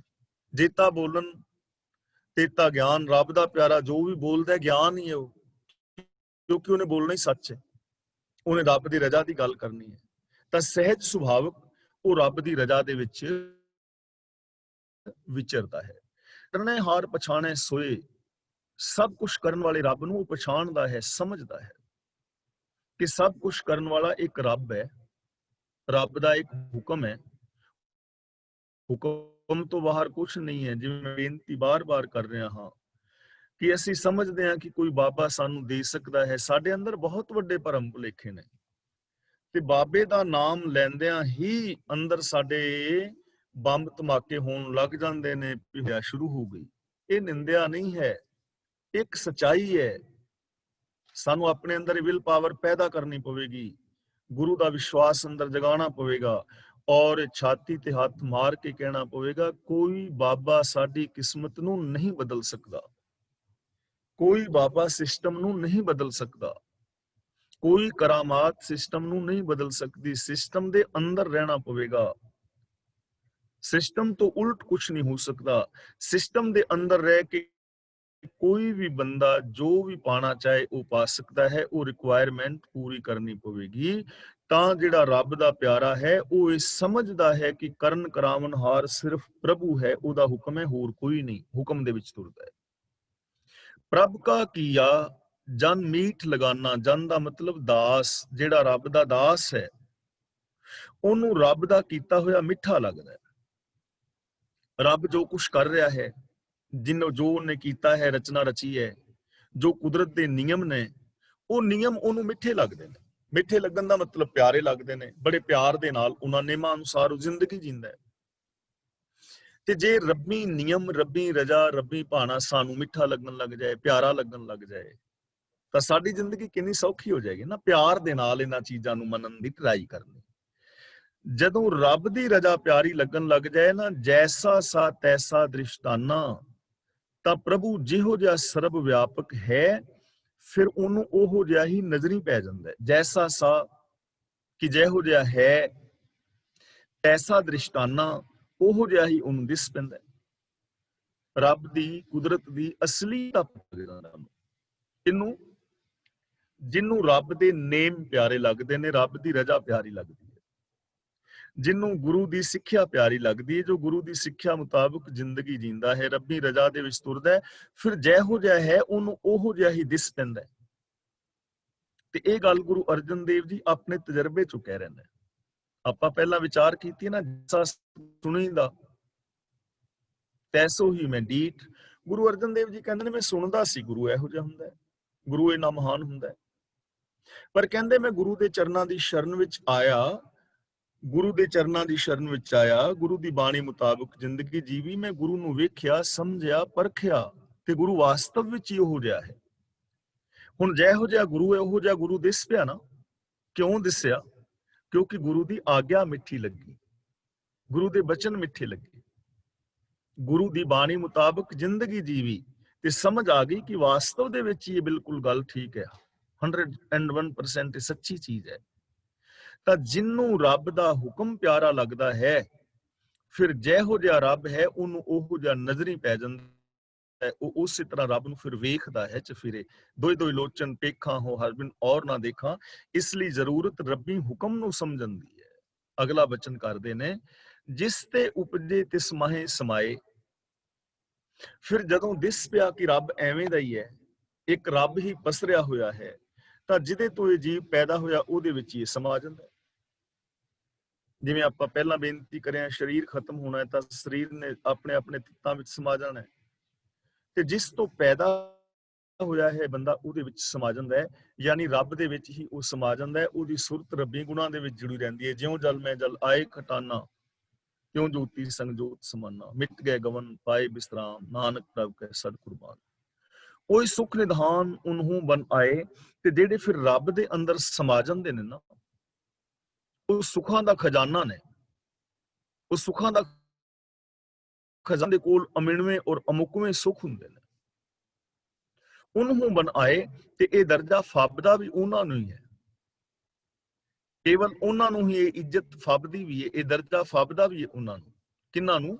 ਜਿਹੜੇ ਅੰਦਰੋਂ ਬਾਹਰੋਂ ਇੱਕ ਨੇ, ਜਿਹੜੇ ਅੰਦਰੋਂ ਬਾਹਰੋਂ ਇੱਕ ਨੇ, ਉਹਨਾਂ ਨੂੰ ਇਹ ਦਰਜਾ ਫੱਬਦਾ ਹੈ। ਉਹ ਸੁੱਖਾਂ ਦਾ ਖਜ਼ਾਨਾ ਨੇ। ਸਰੀਰਕ, ਮਾਨਸਿਕ, ਬੌਧਿਕ, ਆਤਮਿਕ, ਪਰਿਵਾਰਕ, ਵਿਵਹਾਰਕ ਤੌਰ ਤੇ ਉਹ ਸੁਖੀ ਔਰ ਸ਼ਾਂਤ ਨੇ। ਇਹ ਉਹਨਾਂ ਦੇ ਜੀਵਨ ਦੀ ਫੱਬਣ ਹੈ, ਇਹ ਉਹਨਾਂ ਦੇ ਜੀਵਨ ਦੀ ਮਹਾਨਤਾ ਹੈ। ਆਪਸ ਕੋ ਆਪ ਦੀਨੋ ਮਾਨ।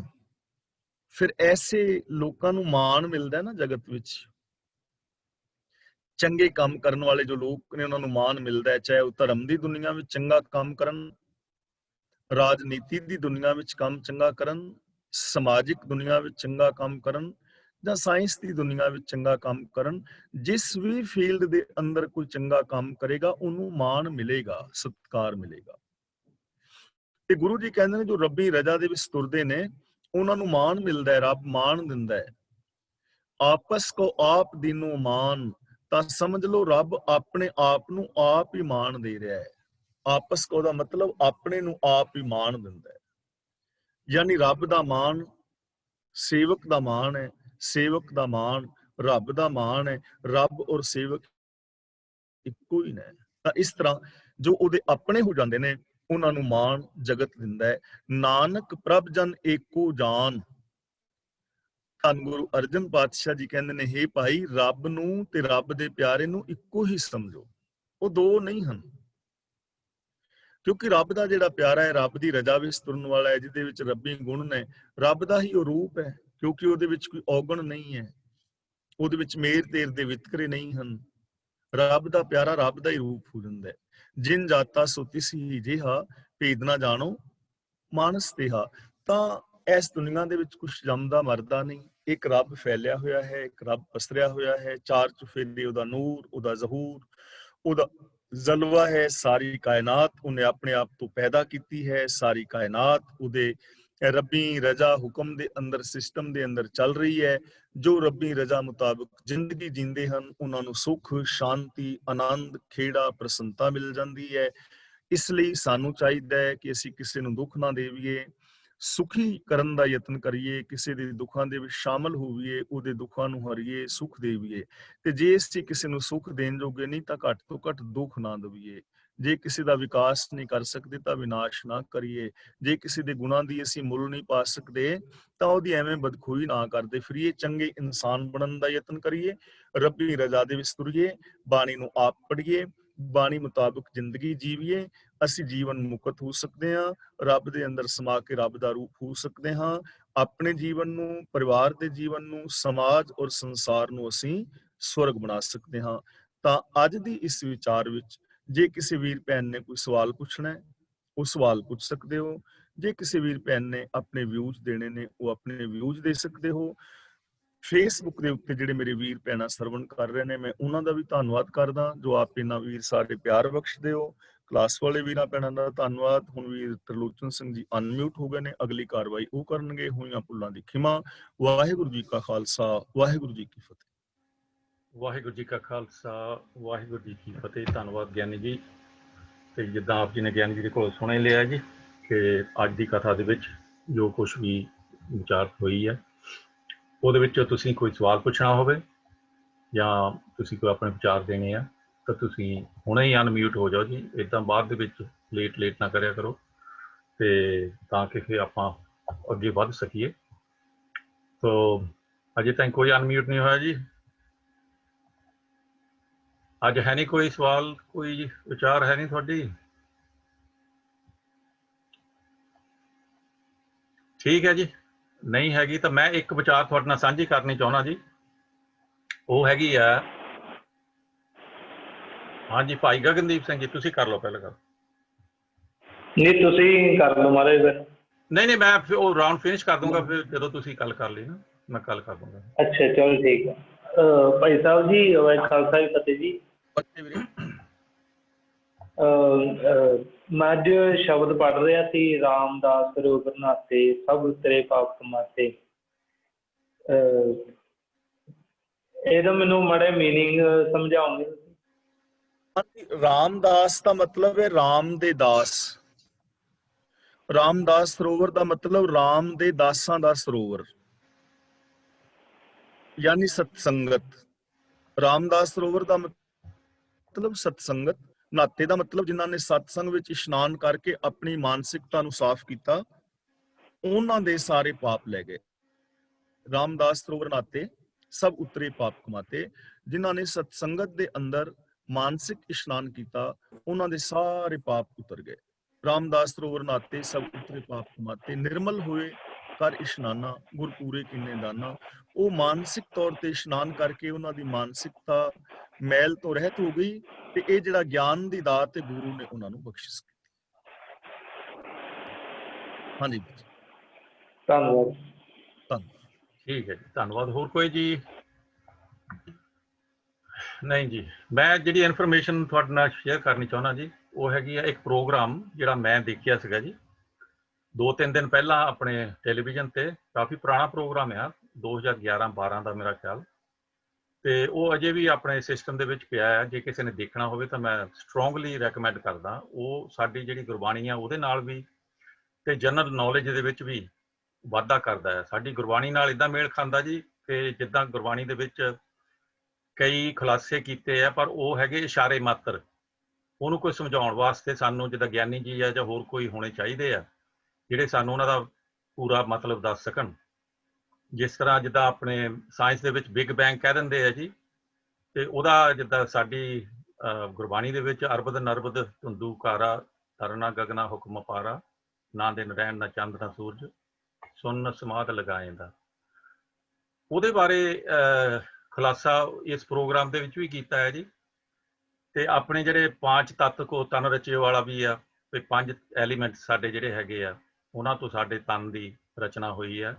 ਜਾਂ ਯੂਨੀਵਰਸ ਦੇ ਵਿੱਚ ਜਾਂ ਇਸ ਧਰਤੀ ਦੇ ਉੱਤੇ ਜਿੰਨੇ ਕੁ ਜੀਵ ਜੰਤੂ ਹੈਗੇ ਆ, ਉਹਨਾਂ ਦੇ ਵਿੱਚ ਜਿਹੜੀ ਸ਼ੁਰੂਆਤ ਹੋਈ ਹੈ ਉਹ ਕਿਹਨਾਂ ਤੱਤਾਂ ਤੋਂ ਸ਼ੁਰੂ ਹੋਈ ਹੈ ਜੀ। ਜਿੱਦਾਂ ਗਿਆਨੀ ਜੀ ਨੇ ਪਹਿਲਾਂ ਸ਼ੁਰੂ ਦੇ ਵਿੱਚ ਕਿਹਾ ਸੀਗਾ ਜੀ ਕਿ 5 ਤੱਤ ਜਿਹੜੇ ਹੈਗੇ ਆ, ਉਹਨਾਂ ਬਾਰੇ ਸਾਨੂੰ ਸਾਰਿਆਂ ਨੂੰ ਪਤਾ ਵੀ ਅੱਗ, ਪਾਣੀ, ਧਰਤੀ, ਆਕਾਸ਼ ਤੇ ਹਵਾ, ਇਹਦੇ ਬਾਰੇ ਵੀ। ਤੇ ਉਹ ਜਿਹੜਾ ਪ੍ਰੋਗਰਾਮ ਸੀਗਾ ਜੀ, ਮੈਂ ਬਹੁਤ ਹੈਰਾਨ ਹੋ ਗਿਆ ਸੁਣ ਕੇ, ਦੇਖ ਕੇ, ਕਿ ਉਹਨਾਂ ਨੇ ਸ਼ੁਰੂ ਹੀ ਇੱਦਾਂ ਕੀਤਾ ਸੀਗਾ ਕਿ ਜਿਹੜਾ ਸਾਡਾ ਸਰੀਰ ਹੈ, ਤੇ ਉਹ ਜਦੋਂ ਤੁਸੀਂ ਬਾਹਰ ਨਿਗਾਹ ਮਾਰਦੇ ਆ ਸਾਰੀ ਕੁਦਰਤ ਦੇ ਵਿੱਚ, ਕੋਈ ਵੀ ਚੀਜ਼ ਤੁਹਾਨੂੰ ਨਜ਼ਰ ਆਉਂਦੀ ਹੈ ਨਾ, ਤੁਸੀਂ ਉਹਦਾ ਇੱਕ ਹਿੱਸਾ ਆ। ਕਿਸੇ ਟਾਈਮ ਤੇ ਉਹ ਜਦੋਂ ਉਹ ਗਰੋਥ ਦੇ ਵਿੱਚ ਸੀਗੀ ਜਾਂ ਹੈ ਇਸ ਵੇਲੇ ਵੀ ਹੈਗੀ ਆ, ਉਹਦਾ ਕੋਈ ਨਾ ਕੋਈ ਕਣ ਤੁਹਾਡੇ ਦੇ ਵਿੱਚ ਹੈਗਾ। ਚਾਹੇ ਉਹ ਪਸ਼ੂ ਹੈ, ਚਾਹੇ ਉਹ ਦਰਖਤ ਹੈ, ਚਾਹੇ ਉਹ ਕੋਈ ਵੀ ਛੋਟੀ ਮੋਟੀ ਚੀਜ਼ ਜਿਹੜੀ ਤੁਹਾਨੂੰ ਨਜ਼ਰ ਵੀ ਨਹੀਂ ਆ ਰਹੀ, ਉਹਦਾ ਵੀ ਤੁਸੀਂ ਇੱਕ ਹਿੱਸਾ ਹੈਗੇ ਆ। ਤੇ ਜਿਹੜੀ ਸਾਡੀ ਸੂਖਸ਼ਮ ਕਹਿ ਲਓ ਬਣਤਰ ਹੈਗੀ, ਉਹਦੇ ਵਿੱਚ ਇੱਕ ਐਟਮ ਦਾ ਨਾਮ ਆਉਂਦਾ। ਐਟਮ ਬਹੁਤ ਬਹੁਤ ਬਹੁਤ ਕਹਿ ਲਓ ਸੂਖਸ਼ਮ ਚੀਜ਼ ਹੈ, ਜਿਹੜੀ ਕਿ ਮਾਈਕਰੋਸਕੋਪ ਦੇ ਥੱਲੇ ਹੀ ਨਜ਼ਰ ਆਉਂਦੀ ਹੈ। ਤੇ ਉਹਦੇ ਬਾਰੇ ਵੀ ਉਹਨੇ ਬਹੁਤ ਖੁਲਾਸਾ ਕੀਤਾ। ਪਰ ਫੈਸੀਨੇਟਿੰਗ ਇਹ ਹੈ ਜੀ ਕਿ ਉਹਦੇ ਵਿੱਚ ਜਿੰਨੀਆਂ ਚੀਜ਼ਾਂ ਵੀ ਕਹੀਆਂ ਗਈਆਂ ਉਹ ਤੁਹਾਨੂੰ ਹੈਰਾਨ ਕਰੂਗੀਆਂ। ਤੇ ਉਹ ਪ੍ਰੋਗਰਾਮ ਦਾ ਨਾਂ ਹੈਗਾ ਜੀ wonders of the universe, wonders of the universe. ਤੇ ਇਸ ਪਾਰਟਿਕੂਲਰ ਪ੍ਰੋਗਰਾਮ ਦਾ ਨਾਂ ਹੈਗਾ ਜੀ, ਇਹਦਾ ਲਿੰਕ ਮੈਨੂੰ ਜਰਾ ਨਾ WhatsApp ਤੇ ਭੇਜ ਦਿਆ ਜਦੋਂ ਤੁਹਾਡੇ ਕੋਲ ਟਾਈਮ। ਹਾਂਜੀ ਹਾਂਜੀ, ਮੈਂ ਕਰ ਦਿੰਦਾ ਜੀ। ਤੇ ਜਿਹੜਾ ਇਹ ਪਾਰਟਿਕੂਲਰ ਪ੍ਰੋਗਰਾਮ ਹੈਗਾ ਜੀ, ਉਹ ਹੈਗਾ ਜੀ ਸਟਾਰ ਡਸਟ। ਇੱਕ ਵਰਡ ਹੈ ਜੀ ਸਟਾਰ ਡਸਟ। ਤੇ ਉਹ ਜਿੱਦਾਂ ਕਹਿ ਲਓ ਤਾਰਿਆਂ ਦੀ ਧੂੜ, ਇੱਦਾਂ ਤੁਸੀਂ ਕਹਿ ਲਓ ਸਟਾਰ ਡਸਟ।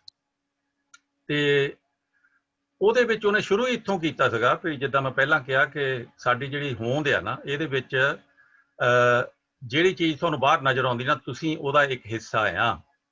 ਹਾਂਜੀ, ਤੇ ਗੁਰਬਾਣੀ ਵੀ ਇਦਾਂ ਹੀ ਕਹਿੰਦੀ ਹੈ ਜਿੱਦਾਂ ਉਹ ਪਿਛਲੇ ਜਨਮਾਂ ਦੀ ਜਾਂ ਕਿੱਦਾਂ ਨਾ ਉਹਦੇ ਵਿੱਚ ਐਕਚੁਅਲੀ ਤੁਹਾਨੂੰ ਕਲੀਅਰ ਹੋ ਜਾਂਦੀ ਹੈ ਇਹ ਗੱਲ ਪੂਰੀ ਤਰ੍ਹਾਂ ਵੀ ਅਗਲੇ ਪਿਛਲੇ ਜਨਮ ਜਿਹੜੇ ਹੈਗੇ ਨਾ ਉਹ ਇਦਾਂ ਨਹੀਂ ਜਿੱਦਾਂ ਸਾਨੂੰ ਦੱਸੇ ਗਏ ਆ, ਪਰ ਤੁਸੀਂ ਉਹਨਾਂ ਦਾ ਪਾਰਟ ਕਿਸ ਹਿਸਾਬ ਨਾਲ ਹੈਗੇ ਆ। ਠੀਕ ਹੈ ਜੀ।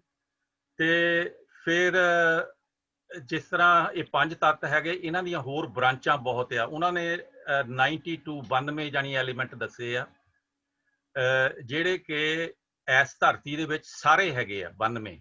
ਐਕਚੁਅਲੀ 118 ਆ, ਉਹਨੇ ਜਿਹੜੇ ਮੇਨ ਦੱਸੇ ਆ ਨਾ ਉਹ 92 ਦੱਸੇ ਆ। ਤੇ ਉਹ ਕਿੱਥੋਂ ਕਿੱਥੋਂ ਆਏ ਆ, ਕਿੱਥੇ ਕਿੱਥੇ ਮੌਜੂਦ ਆ, ਉਹਨਾਂ ਦੀ ਉਹ ਕਹਿੰਦਾ ਅਸੀਂ ਪ੍ਰੂਵ ਕਰ ਸਕਦੇ ਹਾਂ। ਔਰ ਉਹ ਪ੍ਰੂਵ ਕਰਦੇ ਆ ਫੋਟੋਆਂ ਦੇ ਰਾਹੀਂ, ਇਨਫੋਰਮੇਸ਼ਨ ਦੇ ਰਾਹੀਂ। ਇੱਦਾਂ ਨਹੀਂ ਵੀ ਤੁਸੀਂ ਅੱਖਾਂ ਮੀਟੋ ਜਿੱਦਾਂ ਸਾਨੂੰ ਕਿਹਾ ਜਾਂਦਾ ਨਾ ਵੀ ਅੱਖਾਂ ਮੀਟੋ ਤਾਂ ਤੁਹਾਨੂੰ ਦਰਸ਼ਨ ਹੋ ਜਾਣ, ਇੱਦਾਂ ਨਹੀਂ। ਪ੍ਰੈਕਟੀਕਲੀ ਜਿਹੜੀ ਸਾਇੰਸ ਦੇ ਵਿੱਚ ਚੀਜ਼ ਆਉਂਦੀ ਆ ਨਾ ਉਹਦੀ ਮੈਂ ਗੱਲ ਕਰ ਰਿਹਾ। ਔਰ ਉਹ ਗੁਰਬਾਣੀ ਨਾਲ ਬਹੁਤ ਮੇਲ ਖਾਂਦੀ ਆ। ਜਿਹੜੀਆਂ ਚੀਜ਼ਾਂ ਸਾਨੂੰ ਇਸ਼ਾਰੇ ਮਾਤਰ ਸਾਨੂੰ ਗੁਰਬਾਣੀ ਦੇ ਵਿੱਚੋਂ ਦੱਸੀਆਂ ਗਈਆਂ ਉਹ ਪੂਰੀ ਤਰ੍ਹਾਂ ਮਤਲਬ ਕਲੀਅਰ ਹੋ ਜਾਂਦੀਆਂ। ਸੋ ਉਹ ਪ੍ਰੋਗਰਾਮ ਤੁਸੀਂ ਜ਼ਰੂਰ ਦੇਖਿਓ। ਇਸ ਵੇਲੇ ਜਿਨ੍ਹਾਂ ਦੇ ਕੋਲ ਆਈ ਪਲੇਅਰ ਹੈਗੇ ਸਕਾਈ ਦੇ ਵਿੱਚ, ਸੌਰੀ ਨਾਟ ਸਕਾਈ ਦੇ ਵਿੱਚ, ਜਿਹੜੇ BBC ਆਈ ਪਲੇਅਰ ਹੈਗਾ ਤੁਹਾਡੇ, ਉਹਦੇ ਵਿੱਚ ਇਹ ਪ੍ਰੋਗਰਾਮ ਅਜੇ ਸ਼ਾਇਦ ਹਫ਼ਤਾ 2 ਹਫ਼ਤੇ ਵਾਸਤੇ ਪਿਆ ਆ।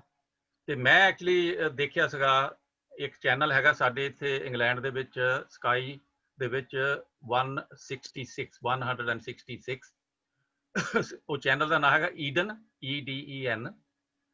ਤੇ ਉਹਦੇ ਵਿੱਚ ਸਿਰਫ ਇਦਾਂ ਹੀ ਪ੍ਰੋਗਰਾਮ ਆਉਂਦੇ ਆ ਯੂਨੀਵਰਸ ਦੇ ਨਾਲ ਕਨੈਕਟਡ ਜਾਂ ਇਸ ਧਰਤੀ ਦੇ ਨਾਲ ਕਨੈਕਟਡ ਜਾਂ ਸੂਰਜ ਚੰਦਰਮਾ ਜੋ ਵੀ ਆ ਉਹਨਾਂ ਦੇ ਨਾਲ ਕਨੈਕਟਡ ਹੈਗੇ ਆ। ਤੇ ਉਹ ਬਹੁਤ ਫੈਸੀਨੇਟਿੰਗ ਹੁੰਦੇ। ਮੈਂ ਤਾਂ ਤਕਰੀਬਨ ਉੱਦਾਂ ਦੇ ਪ੍ਰੋਗਰਾਮ ਜ਼ਿਆਦਾ ਦੇਖਦਾ, ਈ ਸਟੈਂਡਰਡ ਮੈਂ ਬਹੁਤ ਘੱਟ ਦੇਖਦਾ। ਤੇ ਇਹ ਪ੍ਰੋਗਰਾਮ ਦੇ ਵਿੱਚੋਂ ਤੁਹਾਨੂੰ ਬਹੁਤ ਨੌਲੇਜ ਮਿਲਦੀ ਆ। ਤੇ ਇਹ ਪਰਟੀਕੂਲਰ ਪ੍ਰੋਗਰਾਮ ਦੇ ਵਿੱਚੋਂ ਮੈਨੂੰ ਇਸ ਤਰ੍ਹਾਂ ਮਹਿਸੂਸ ਹੋਇਆ ਕਿ ਸਾਨੂੰ ਸਾਰਿਆਂ ਨੂੰ ਜੇ ਅਸੀਂ ਦੇਖੀਏ ਤਾਂ ਸਾਨੂੰ ਕੁਛ ਨਾ ਕੁਛ ਉਹਦੇ ਵਿੱਚੋਂ ਲੱਭ ਸਕਦਾ। ਜਿਹੜੀ ਖੋਜ ਅਸੀਂ ਇੱਥੇ ਬੈਠੇ ਆਪਾਂ ਕਲਾਸ ਦੇ ਵਿੱਚ ਵੀ ਕਰਦੇ ਆ ਨਾ, ਉਹਨਾਂ ਦੀ ਫਰਦਰ ਕਹਿ ਲਓ ਐਕਸਪਲੇਨੇਸ਼ਨ ਉੱਥੇ ਤੁਹਾਨੂੰ ਮਿਲ ਸਕਦੀ ਹੈ। ਤੇ ਉਹ ਬੰਦੇ ਦਾ ਨਾਮ ਹੈਗਾ ਜੀ ਪ੍ਰੋਫੈਸਰ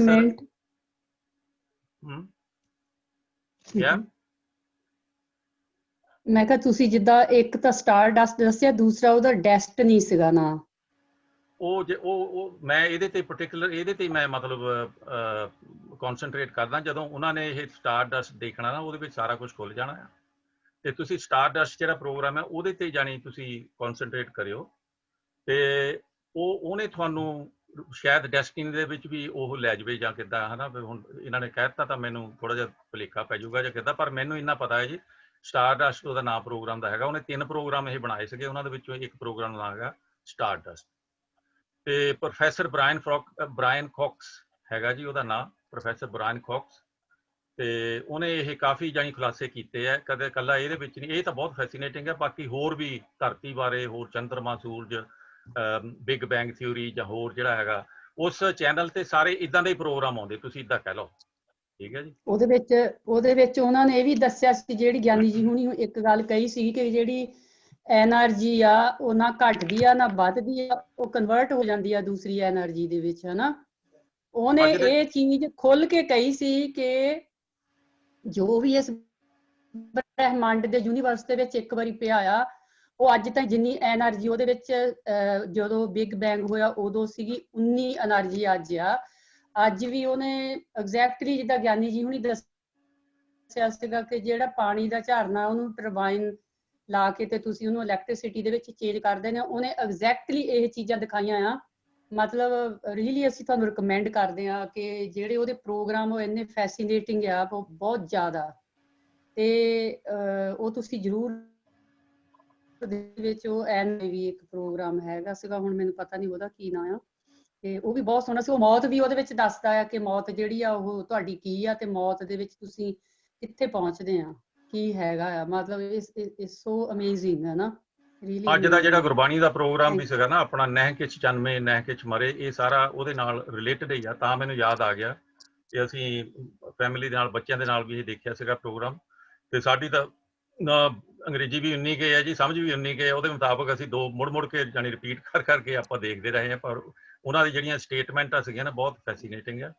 ਸੋ ਮੈਂ ਰეკਮੈਂਡ ਕਰਦਾ ਜੀ ਸਾਰਿਆਂ ਨੂੰ ਤੇ ਜਿਹੜੇ ਸਾਡੇ ਬਾਹਰਲੇ ਸਰੋਤੇ ਹੈਗੇ ਆ, ਜਗਜੀਤ ਕੌਰ ਜੀ, ਮੋਹਣੀ ਜੀ ਜਾਂ ਹੋਰ, ਉਹ ਮੈਨੂੰ ਨਹੀਂ ਪਤਾ ਵੀ ਉਹ ਕਰ ਸਕਦੇ। ਤੁਹਾਡੇ ਵੀ ਸ਼ਾਇਦ ਆਪਣੇ ਮੁਲਕ ਦੇ ਵਿੱਚ, ਅਮਰੀਕਾ ਦੇ ਵਿੱਚ ਕੋਈ ਨਾ ਕੋਈ ਇੱਦਾਂ ਦੇ ਚੈਨਲ ਹੋਣਗੇ ਜਿਨ੍ਹਾਂ ਦੇ ਵਿੱਚ ਤੁਸੀਂ ਜੇ ਬ੍ਰਾਇਨ ਕਾਕਸ ਦਾ ਮਤਲਬ ਆਪਣਾ ਲਿਖ ਲਓ ਤਾਂ ਸ਼ਾਇਦ ਉਹ ਕਿਸੇ ਤੁਹਾਡੇ ਚੈਨਲਾਂ ਤੇ ਜ਼ਰੂਰ ਆਉਂਦੇ ਹੋਣਗੇ। ਤੇ BBC iPlayer ਇੱਥੇ UK ਦੇ ਵਿੱਚ ਹੈਗਾ ਜੀ, ਤੇ ਉਹਨੂੰ ਤੁਸੀਂ ਸਾਈਨ ਅਪ ਕਰ ਲਓ, ਜਾਂ ਜੇ ਤੁਹਾਡੇ ਕੋਲ ਸਮਾਰਟ TV ਹੈਗਾ ਤਾਂ ਉਹਦੇ ਨਾਲ ਤੁਹਾਨੂੰ ਉਹ ਆਲਰੇਡੀ ਪੈਕੇਜ ਮਿਲਿਆ ਹੁੰਦਾ, ਤਾਂ ਉਹਦੇ ਵਿੱਚ ਇਹ ਆਲਰੇਡੀ ਹੁੰਦਾ ਆ। ਤੇ ਉਹਦੇ ਵਿੱਚ ਰਿਪੀਟ ਜਿਹੜੇ ਪ੍ਰੋਗਰਾਮ ਜਿਹੜੇ ਤੁਹਾਨੂੰ ਇੱਥੇ ਦਿਖਾਲਦੇ ਆ ਉਹ ਉਹਦੇ ਵਿੱਚ ਮਤਲਬ ਪਾ ਦਿੰਦੇ ਆ, ਤਾਂ ਤੁਸੀਂ ਕਦੀ ਵੀ ਦੇਖ ਸਕਦੇ ਆ। ਤੇ ਇਹ ਪ੍ਰੋਗਰਾਮ ਉਹਦੇ ਵਿੱਚ ਅਜੇ ਪਿਆ ਆ, ਪਰ ਉਹ 2 ਹਫ਼ਤਿਆਂ ਬਾਅਦ ਉਹਨਾਂ ਨੇ ਫਿਰ ਡਿਲੀਟ ਕਰ ਦੇਣਾ, ਕੁਛ ਹੋਰ ਪਾ ਦੇਣਾ। ਸੋ ਇਹਦੇ ਬਾਰੇ ਮੈਂ ਤੁਹਾਨੂੰ ਦੱਸਣਾ ਸੀਗਾ ਜੀ, ਤੇ ਉਮੀਦ ਹੈ ਕਿ ਤੁਸੀਂ ਇਹਨੂੰ ਦੇਖੋਗੇ ਤਾਂ ਆਪਣੇ ਥੋੜਾ ਨੌਲੇਜ ਦੇ ਵਿੱਚ ਵਾਧਾ ਕਰੋਗੇ। ਤੇ ਹੋਰ ਅਨਮਿਊਟ ਤਾਂ ਕਈ ਕੋਈ ਵੀਰ ਜੀ, ਹਾਂਜੀ, thank you for the information. ਤੁਸੀਂ ਇਹਦਾ ਲਿੰਕ ਜਿਹੜਾ ਇਹ ਕਿਵਸ ਚਾਰਾ ਤੇ ਪਾ ਦੇਣਾ ਪਲੀਜ਼। ਠੀਕ ਹੈ ਜੀ, ਮੈਂ ਪਾ ਦਊਂਗਾ, ਪਰ ਜਿਹੜੇ ਬਾਹਰਲੇ ਆਪਣੇ ਸਰੋਤੇ ਹੈਗੇ ਸ਼ਾਇਦ ਉਹਨਾਂ ਨੂੰ ਇਹ ਲਿੰਕ ਨਾ ਕਰ ਸਕਣ, ਪਰ ਉਹ ਜ਼ਰੂਰ ਆਪਣੇ ਆਪਣੇ ਮੁਲਕ ਦੇ ਵਿੱਚ ਇਹਦੀ ਗਾਹਾਂ ਫਰਦਰ ਸਟੱਡੀ ਕਰ ਸਕਦੇ ਆ। ਤੁਸੀਂ ਆਪਣੇ YouTube ਜਾਂ ਆਪਣੇ ਦੂਸਰੇ ਦੇ ਵਿੱਚ ਚਲ ਜਾਓ, ਗੂਗਲ ਦੇ ਵਿੱਚ ਜਾ ਕੇ ਆਪਣਾ ਦੇਖ ਲਿਓ। ਸਾਡੇ ਵੀ ਆਂਦਾ ਯੂਨੀਵਰਸਲ ਪ੍ਰੋਗਰਾਮ, ਵੀ ਫਾਈਂਡ ਜ਼ਰੂਰ ਆਂਦਾ ਹੋਏਗਾ। ਹਾਂਜੀ, ਉਹ ਸ਼ਾਇਦ ਕਿਸੇ ਹੋਰ ਨਾਂ ਦੇ ਥੱਲੇ ਹੋਊਗਾ ਜੀ, ਪਰ ਆਉਂਦਾ ਜ਼ਰੂਰ ਹੋਊਗਾ ਡੈਫੀਨਿਟਲੀ। ਹਾਂਜੀ, ਬੱਚਿਆਂ ਨੂੰ ਪਤਾ ਸਾਰਾ। ਪਰ ਜੇ YouTube ਦੇ ਉੱਤੇ ਉਹਦਾ ਨਾਮ ਪਾਇਆ ਜਾਵੇ ਬੰਦੇ ਦਾ, ਉਹਦੇ ਰਿਲੇਟਡ ਤਾਂ ਸਾਰੇ ਪ੍ਰੋਗਰਾਮ ਆ ਜਾਣੇ ਆ ਨਾ। YouTube ਤਾਂ ਹਰ ਜਗ੍ਹਾ ਦੇਖੇਗਾ, ਸਾਰੀ ਐਨੀ ਕੰਟਰੀ ਕਿਸੇ ਤੇ ਮਿਲ ਜਾਏਗਾ YouTube ਤੇ ਨਾ।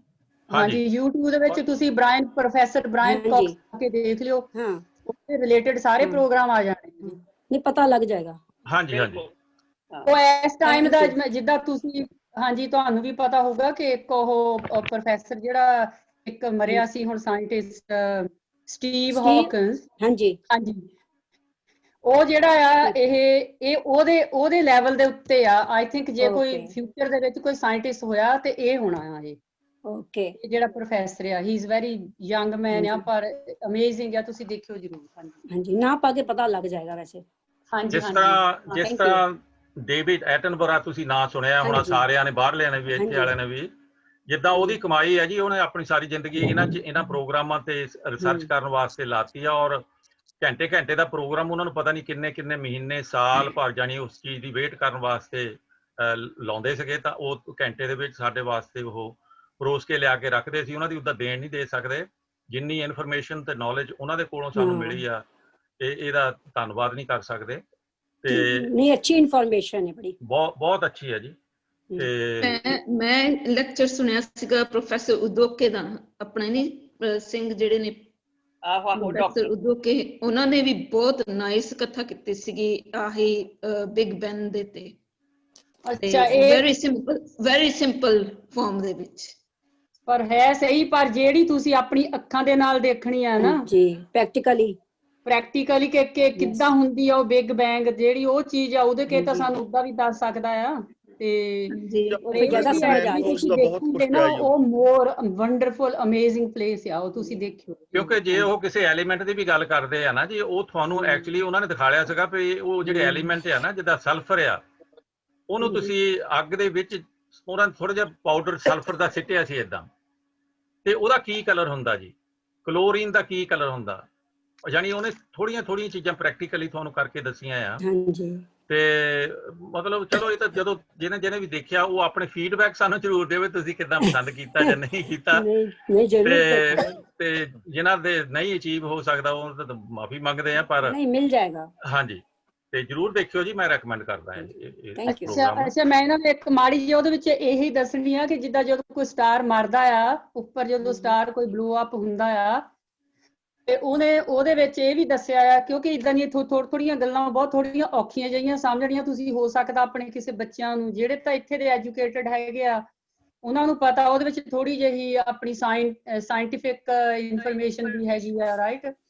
ਤੇ ਪਰ ਉਹਦੇ ਵਿੱਚ ਉਹਦੇ ਜਿਹੜੀ ਆਪਾਂ ਬੈਂਗੀ ਦੇਖਦੇ ਆ, ਆਪਾਂ ਸਾਰਿਆਂ ਨੇ ਸੁਣਿਆ ਆ ਬੈਂਗੀ, ਹਾਂਜੀ, 3 ਸਿਤਾਰੇ ਆ, ਹਾਂਜੀ, ਉਹਨੂੰ ਆਪਾਂ ਸੁਣਿਆ ਆ। ਉਹਨੇ ਇਹ ਦੱਸਿਆ ਆ ਕਿ ਉਹਨਾਂ ਦੇ ਵਿੱਚੋਂ ਜਿਹੜਾ ਇੱਕ ਤਾਰਾ ਆ, ਉਹ ਡਾਈ ਹੋ ਰਿਹਾ ਆ, ਉਹ ਮਰ ਰਿਹਾ ਆ ਇਸ ਵੇਲੇ। ਉਹ ਮਰਨਾ ਉਹਨੇ ਕਦੋਂ ਆ, ਉਹਨਾਂ ਨੇ ਇਹ ਦੱਸਿਆ ਆ ਵੀ ਜੇ ਇੱਕ ਤਾਰਾ ਮਿਲੀਅਨ ਬਿਲੀਅਨ ਈਅਰ ਜੀਂਦਾ ਆ, ਪਰ ਜਦੋਂ ਉਹ ਮਰਦਾ ਉਹਦੇ ਵਿੱਚ ਕੀ ਹੁੰਦਾ ਆ, ਤੇ ਉਹਦੇ ਵਿੱਚੋਂ ਸਾਡੇ ਵਾਸਤੇ ਕਿਹੜੀ ਚੀਜ਼ ਵਾਪਸ ਆਉਂਦੀ ਆ। ਓਕੇ। ਸੋ ਉਹ ਕਹਿੰਦਾ ਸੀਗਾ ਕਿ ਤੁਸੀਂ ਅਸਮਾਨ ਦੇ ਵਿੱਚ ਜਿਸਲੇ ਦੂਸਰਾ ਹੁੰਦਾ ਆ ਕਲੀਅਰ ਸਕਾਈ ਹੁੰਦਾ ਆ, ਉਹਦੇ ਵਿੱਚ ਤੁਸੀਂ ਦੇਖਿਓ ਕਿ ਉਸ ਤਾਰੇ ਦੇ ਵਿੱਚੋਂ ਇੱਕ ਤਾਰਾ ਜਿਹੜਾ ਆ ਉਹਦਾ ਕਲਰ ਡਿਫਰੈਂਟ ਆ। ਤੇ ਉਹ ਹਾਂ ਮਤਲਬ ਬਹੁਤ ਥੋੜਾ ਜਿਹਾ ਔਖਾ ਵੀ ਹੈਗਾ ਸਮਝਣਾ, ਪਰ ਜਿਹੜੇ ਆਪਾਂ ਫੇਰ ਵੀ ਜੇ ਉਹਨੂੰ ਬਾਰ-ਬਾਰ ਦੇਖਾਂਗੇ ਤਾਂ ਤੁਹਾਨੂੰ ਸਮਝ ਆ ਜਾਣੀ ਹੈ ਕਿ ਦੇਖ ਕੇ ਜ਼ਿਆਦਾ ਬੜੇ ਇੱਕਦਮ ਮਾਈਂਡ 'ਚ ਬੈਠ ਜਾਂਦੀ ਹੈ। ਪ੍ਰੈਕਟੀਕਲੀ ਤੁਸੀਂ ਦੇਖੋ ਇਹ ਚੀਜ਼ ਸਾਨੂੰ ਇਦਾਂ ਲੱਗਦਾ ਆ ਕਿ ਗੁਰਬਾਣੀ ਨੇ ਤਾਂ ਉਸ ਵੇਲੇ ਭੈਣ ਜੀ ਇਹ ਮਹਿਸੂਸ ਹੁੰਦਾ ਆ ਕਿ ਜਿੱਦਾਂ ਆਪਾਂ ਸਾਧੂ ਸੰਤਾਂ ਨੂੰ ਕਰਦੇ ਆ ਨਾ, ਤੇ ਸਾਧੂ ਸੰਤ ਆ ਉਹ ਇਸ ਵੇਲੇ ਤੁਹਾਨੂੰ ਮੈਨੂੰ ਜਿਹੜਾ ਇਨਕੌਕਸ ਆ ਉਹ ਸਾਧੂ ਸੰਤ ਵਾਂਗ ਦਿਸਦਾ ਆ। ਓਕੇ, ਜਿਹੜਾ ਚਲੋ ਅੱਛਾ ਗਿਆਨ ਲੈਣਾ ਚਾਹੀਦਾ, ਗਿਆਨ ਲੈਣਾ ਹੀ ਚਾਹੀਦਾ ਹਾਂਜੀ ਜਿੱਥੋਂ ਮਿਲ ਜਾਏ। ਬਿਲਕੁਲ। ਥੈਂਕ ਯੂ ਜੀ ਸਭ ਦਾ। ਥੈਂਕ ਯੂ ਜੀ। ਠੀਕ ਹੈ ਜੀ, ਧੰਨਵਾਦ ਜੀ ਸਾਰਿਆਂ ਦਾ। ਜੇ ਕਿਸੇ ਨੇ ਕੋਈ ਕੁਐਸਚਨ ਪੁੱਛਣਾ ਤਾਂ ਜ਼ਰੂਰ ਪੁੱਛ ਲਓ ਹੁਣ, ਜੇ ਨਹੀਂ ਤਾਂ ਆਪਾਂ ਮਤਲਬ ਸਮਾਪਤੀ ਵੱਲ ਨੂੰ ਵਧੀਏ ਜੀ। ਹਾਂਜੀ, ਵਾਹਿਗੁਰੂ ਜੀ ਕਾ ਖਾਲਸਾ, ਵਾਹਿਗੁਰੂ ਜੀ ਕੀ ਫਤਿਹ ਜੀ। ਵਾਹਿਗੁਰੂ ਜੀ ਕੀ ਫਤਿਹ ਜੀ। ਜਸਪਾਲ ਕੌਰ ਜੀ। ਹਾਂਜੀ, ਮੈਂ YouTube ਤੇ ਸਰਚ ਕਰਦੀ ਪਈ ਸੀ ਬ੍ਰਾਇਨ ਕਾਕਸ, ਉੱਥੇ ਆਂਦਾ ਬ੍ਰਾਇਨ ਕਾਕਸ ਫਿਜ਼ਿਸਟ। ਹਾਂਜੀ, ਫਿਜ਼ਿਸਟ ਹੈ ਤੇ ਹਾਂਜੀ ਉਹਦੇ ਸ਼ੋਅ ਆਉਂਦੇ ਪਏ wonders of universe, wonders of solar system, forces of nature.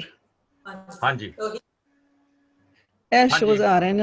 ਹਾਂਜੀ, ਉਹ ਤੁਹਾਡੇ ਆਪਣੇ ਅਮਰੀਕਾ ਦੇ ਵਿੱਚ ਇਹ ਸ਼ੋਅ ਤੁਹਾਡੇ ਆ ਰਹੇ ਟੀਵੀ ਤੇ ਜਾਂ ਕਿਦਾਂ? ਹਾਂਜੀ, ਆਉਂਦੇ ਨੇ YouTube ਤੇ ਦੱਸ ਰਿਹਾ ਟੀਵੀ ਸ਼ੋਜ਼। ਹਾਂਜੀ, ਉਹ ਮੈਂ ਲਿਸਟ ਜ਼ਰੂਰ ਦੇਖੀ ਹੈ ਜੀ, ਪਰ ਉਹਦੇ ਵਿੱਚ ਇਹ ਪਾਰਟਿਕੂਲਰ ਪ੍ਰੋਗਰਾਮ ਹੋਊਗਾ ਜਾਂ ਨਹੀਂ ਹੋਊਗਾ ਇਹ ਮੈਨੂੰ ਨਹੀਂ ਪਤਾ। ਉਸ ਪ੍ਰੋਗਰਾਮ ਦਾ ਕੀ ਨਾਮ ਸੀ ਤੁਹਾਨੂੰ ਪਤਾ? ਬੱਚੇ ਮੋਸਟਲੀ ਪ੍ਰੋਗਰਾਮ ਦੇਖਦੇ ਰਹਿੰਦੇ ਯੂਨੀਵਰਸਲ ਵਾਲੇ, ਐਸੀ ਗੱਲ ਨਹੀਂ ਹੈ, ਅਸੀਂ ਵੀ ਦੇਖਦੇ ਰਹਿੰਦੇ ਹਾਂ। ਵੀ ਫਾਈਂਡ ਆਊਟ। ਹਾਂਜੀ, ਵੰਡਰਸ ਆਫ ਦਾ ਯੂਨੀਵਰਸ ਦੇ ਥੱਲੇ ਇਹ ਹੈ ਭੈਣ ਜੀ ਸਟਾਰ ਡਸਟ। ਯੈਸ। ਅੱਛਾ ਜੀ, ਓਕੇ ਜੀ। ਇਹ ਪਾਰਟਿਕੂਲਰ ਵਨ ਲੱਭਣ ਦੀ ਕੋਸ਼ਿਸ਼ ਕਰਿਓ। ਵੈਸੇ ਤਾਂ ਸਾਰੇ ਹਾਂਜੀ ਸਟਾਰਡਸਟ ਸਰਚ ਕਰੋ ਤੇ ਆ ਜਾਂਦਾ ਉਹ। ਹਾਂਜੀ, ਜ਼ਰੂਰ ਦੇਖਿਓ, ਆਪਣੇ ਹੌਲੀ ਹੌਲੀ ਬੇਸ਼ੱਕ ਦੇਖਿਓ, ਵਿਚਾਰ ਕੇ ਦੇਖਿਓ, ਤੇ ਉਹ ਤੋਂ ਕਈ ਚੀਜ਼ਾਂ ਸਮਝ ਆ ਜਾਣਗੀਆਂ। ਬਾਕੀ ਇੰਟਰਸਟ ਦੀ ਹੁੰਦੀ ਜੀ, ਆਪਣੇ ਆਪਣੇ ਇੰਟਰਸਟ, ਜਿਹਨੂੰ ਇੰਟਰਸਟ ਹੋਊਗਾ ਉਹ ਤਾਂ ਧਿਆਨ ਨਾਲ ਦੇਖੂਗਾ। ਹਾਂਜੀ। ਤੇ ਜਿਹਨੂੰ ਇੰਟਰਸਟ ਨਾ ਹੋਊਗਾ ਉਹਨੇ ਕਹਿਣਾ ਮੈਨੂੰ ਕਿੱਧਰ ਪੰਗੇ 'ਚ ਪਾਤਾ। ਨਹੀਂ, ਚਲੋ ਉਹ ਚਾਰ ਗਾਲਾਂ ਕੱਢ ਲਿਓ, ਕੋਈ ਗੱਲ ਨਹੀਂ ਜੀ। ਨਹੀਂ, ਹਰ ਚੀਜ਼ ਤੋਂ ਕੁਝ ਨਾ ਕੁਝ ਅਸੀਂ ਸਾਰੇ ਸਾਇੰਟਿਸਟ ਹੈਗੇ ਆ ਸਾਡੇ ਗਰੁੱਪ ਵਿੱਚ। ਹਾਂਜੀ, ਨਹੀਂ ਬਹੁਤ ਇੰਟੈਲੀਜੈਂਟ ਹੈ ਜੀ, ਇਦਾਂ ਦੀ ਕੋਈ ਗੱਲ ਨਹੀਂ। ਮੈਂ ਤਾਂ ਵੈਸੇ ਗੱਲ ਕਰਦਾ ਕਿਉਂਕਿ ਕਈ ਵਾਰੀ ਆਪਣਾ ਕਿਸੇ ਚੀਜ਼ ਦੇ ਵਿੱਚ ਇੰਟਰਸਟ, ਜਿੱਦਾਂ ਹੁਣ ਤੁਸੀਂ ਸਾਰੇ ਕਥਾ ਦੇ ਵਿੱਚ ਆਪਾਂ ਇੱਥੇ ਜੁਆਇਨ ਕਰਦੇ ਆ, ਸਾਡੇ ਸਾਰਿਆਂ ਦਾ ਇੱਕ ਕਾਮਨ ਇੰਟਰਸਟ ਆ, ਅਸੀਂ ਕੁਝ ਸਿੱਖਣਾ ਚਾਹੁੰਦੇ ਆ। ਤੇ ਇਹਦੇ ਵਿੱਚੋਂ ਮੇਰੇ ਇੱਕ ਵਿਚਾਰ ਏਦਾਂ ਆਇਆ ਸੀਗਾ, ਕਿਉਂਕਿ ਮੈਂ ਪ੍ਰੋਗਰਾਮ ਰਿਕਾਰਡ ਕਰਕੇ ਰੱਖਿਆ ਹੈ ਆਪਣੇ ਸਿਸਟਮ ਦੇ ਵਿੱਚ, ਤੇ ਉਹ ਅਨਫੋਰਚੂਨੇਟਲੀ ਮੈਂ ਇੱਥੇ ਪਾ ਨਹੀਂ ਸਕਦਾ ਕਿਉਂਕਿ ਉਹ ਸਕਾਈ ਦੇ ਨਾਲ ਸੰਬੰਧਿਤ ਆ। ਤੇ ਚਲੋ ਦੇਖਾਂਗੇ ਜੀ, ਰਿਸਰਚ ਕਰਕੇ ਜੇ ਹੋਇਆ ਵੀ ਤਾਂ ਫਿਰ ਕਹਾਂ, ਜੇ ਕਿਸੇ ਨੂੰ ਨਾ ਪਤਾ ਲੱਗਦਾ ਹੋਇਆ ਤਾਂ ਉਹਨੂੰ ਪਾਵਾਂਗੇ, ਪਰ ਇੰਨੀ ਇਨਫੋਰਮੇਸ਼ਨ ਨਾਲ ਤੁਸੀਂ ਕੋਸ਼ਿਸ਼ ਕਰਿਓ ਤੇ ਪਾਣੀ ਨਾਲ ਸੰਬੰਧਿਤ ਜੋ ਵੀ ਚੀਜ਼ਾਂ ਹੁਣ ਉਹਦੇ ਵਿੱਚ ਜ਼ਿਆਦਾ ਤੁਹਾਨੂੰ ਪਤਾ ਲੱਗ ਜਾਊਗਾ। ਇਹ ਬੈਠ ਕੇ ਆਰਾਮ ਨਾਲ ਦੇਖਾਂਗੇ ਤਾਂ ਹੀ ਸਮਝ ਆਏਗਾ ਨਾ। ਬਿਲਕੁਲ ਜੀ। ਸਾਡੀਆਂ ਤੀਵੀਆਂ ਬਿਯੋਂਡ ਤੜਕਾ ਲਗਾਉਣ ਤੋਂ ਉਹ 'ਚ ਤੜਕਾ ਨਹੀਂ ਜੀ ਲੱਗਦਾ ਕੋਈ। ਮੈਂ ਇੰਨਾ ਕਹਿ ਦਾਂ, ਤੜਕਾ ਪ੍ਰਮਾਤਮਾ ਨੇ ਜਿਹੜੇ ਜਿੰਨੇ ਵੀ ਉਹ ਆਪਣੇ ਨਿਯਮ ਬਣਾਏ ਹੋ ਨਾ, ਉਹ 'ਚ ਉਹਨਾਂ ਨੇ ਫਿਕਸ ਕਰਕੇ ਰੱਖਦੇ, ਉਹਦੇ ਤੜਕਾ ਕੋਈ ਨਹੀਂ ਲੱਗਣਾ ਜੀ, ਜਿੰਨਾ ਮਰਜ਼ੀ ਲਾਉਣ ਦੀ ਕੋਸ਼ਿਸ਼ ਕਰਿਓ। ਨਹੀਂ ਜੀ, ਮੈਂ ਕਿਹਾ ਦੇ ਨੋ ਬਿਯੋਂਡ ਦਾ ਤੜਕਾ। ਹਾਂਜੀ, ਤੜਕੇ ਤੋਂ ਦੇ ਨੋ ਵੈਲ ਬਿਯੋਂਡ ਦਾ ਤੜਕਾ। ਬੜੀ ਖੁਸ਼ੀ ਹੋਈ ਹੈ। ਠੀਕ ਹੈ ਜੀ, ਠੀਕ ਹੈ। ਸਾਨੂੰ ਬੜਾ ਮਾਣ ਹੈ ਜੀ ਇਸ ਚੀਜ਼ ਬਾਰੇ। ਸੋ ਠੀਕ ਹੈ ਜੀ, ਆਪਾਂ ਇੱਥੇ ਸਮਾਪਤੀ ਕਰਦੇ ਹਾਂ ਜੀ। ਅੱਜ ਜਿੰਨੀ ਵੀ ਗੱਲਬਾਤ ਹੋਈ ਹੈ, ਧੰਨਵਾਦ ਤੁਹਾਡਾ ਸਾਰਿਆਂ ਦਾ ਬਹੁਤ ਬਹੁਤ ਜੁਆਇਨ ਕਰਨ ਦਾ ਵੀ। ਤੇ ਆਪਾਂ ਹੁਣ ਕੱਲ ਨੂੰ ਵਾਪਸ ਆਵਾਂਗੇ ਜੀ ਐਸੇ ਟਾਈਮ ਤੇ 1 ਵਜੇ, ਤੇ ਉਦੋਂ ਛੁੱਟੀਆਂ ਬਖਸ਼ ਲਈਏ ਇੱਕ ਦੂਜੇ ਨੂੰ। ਬੁਲਾਓ ਫਤਿਹ ਜੀ। ਵਾਹਿਗੁਰੂ ਜੀ ਕਾ ਖਾਲਸਾ, ਵਾਹਿਗੁਰੂ ਜੀ ਕੀ ਫਤਿਹ।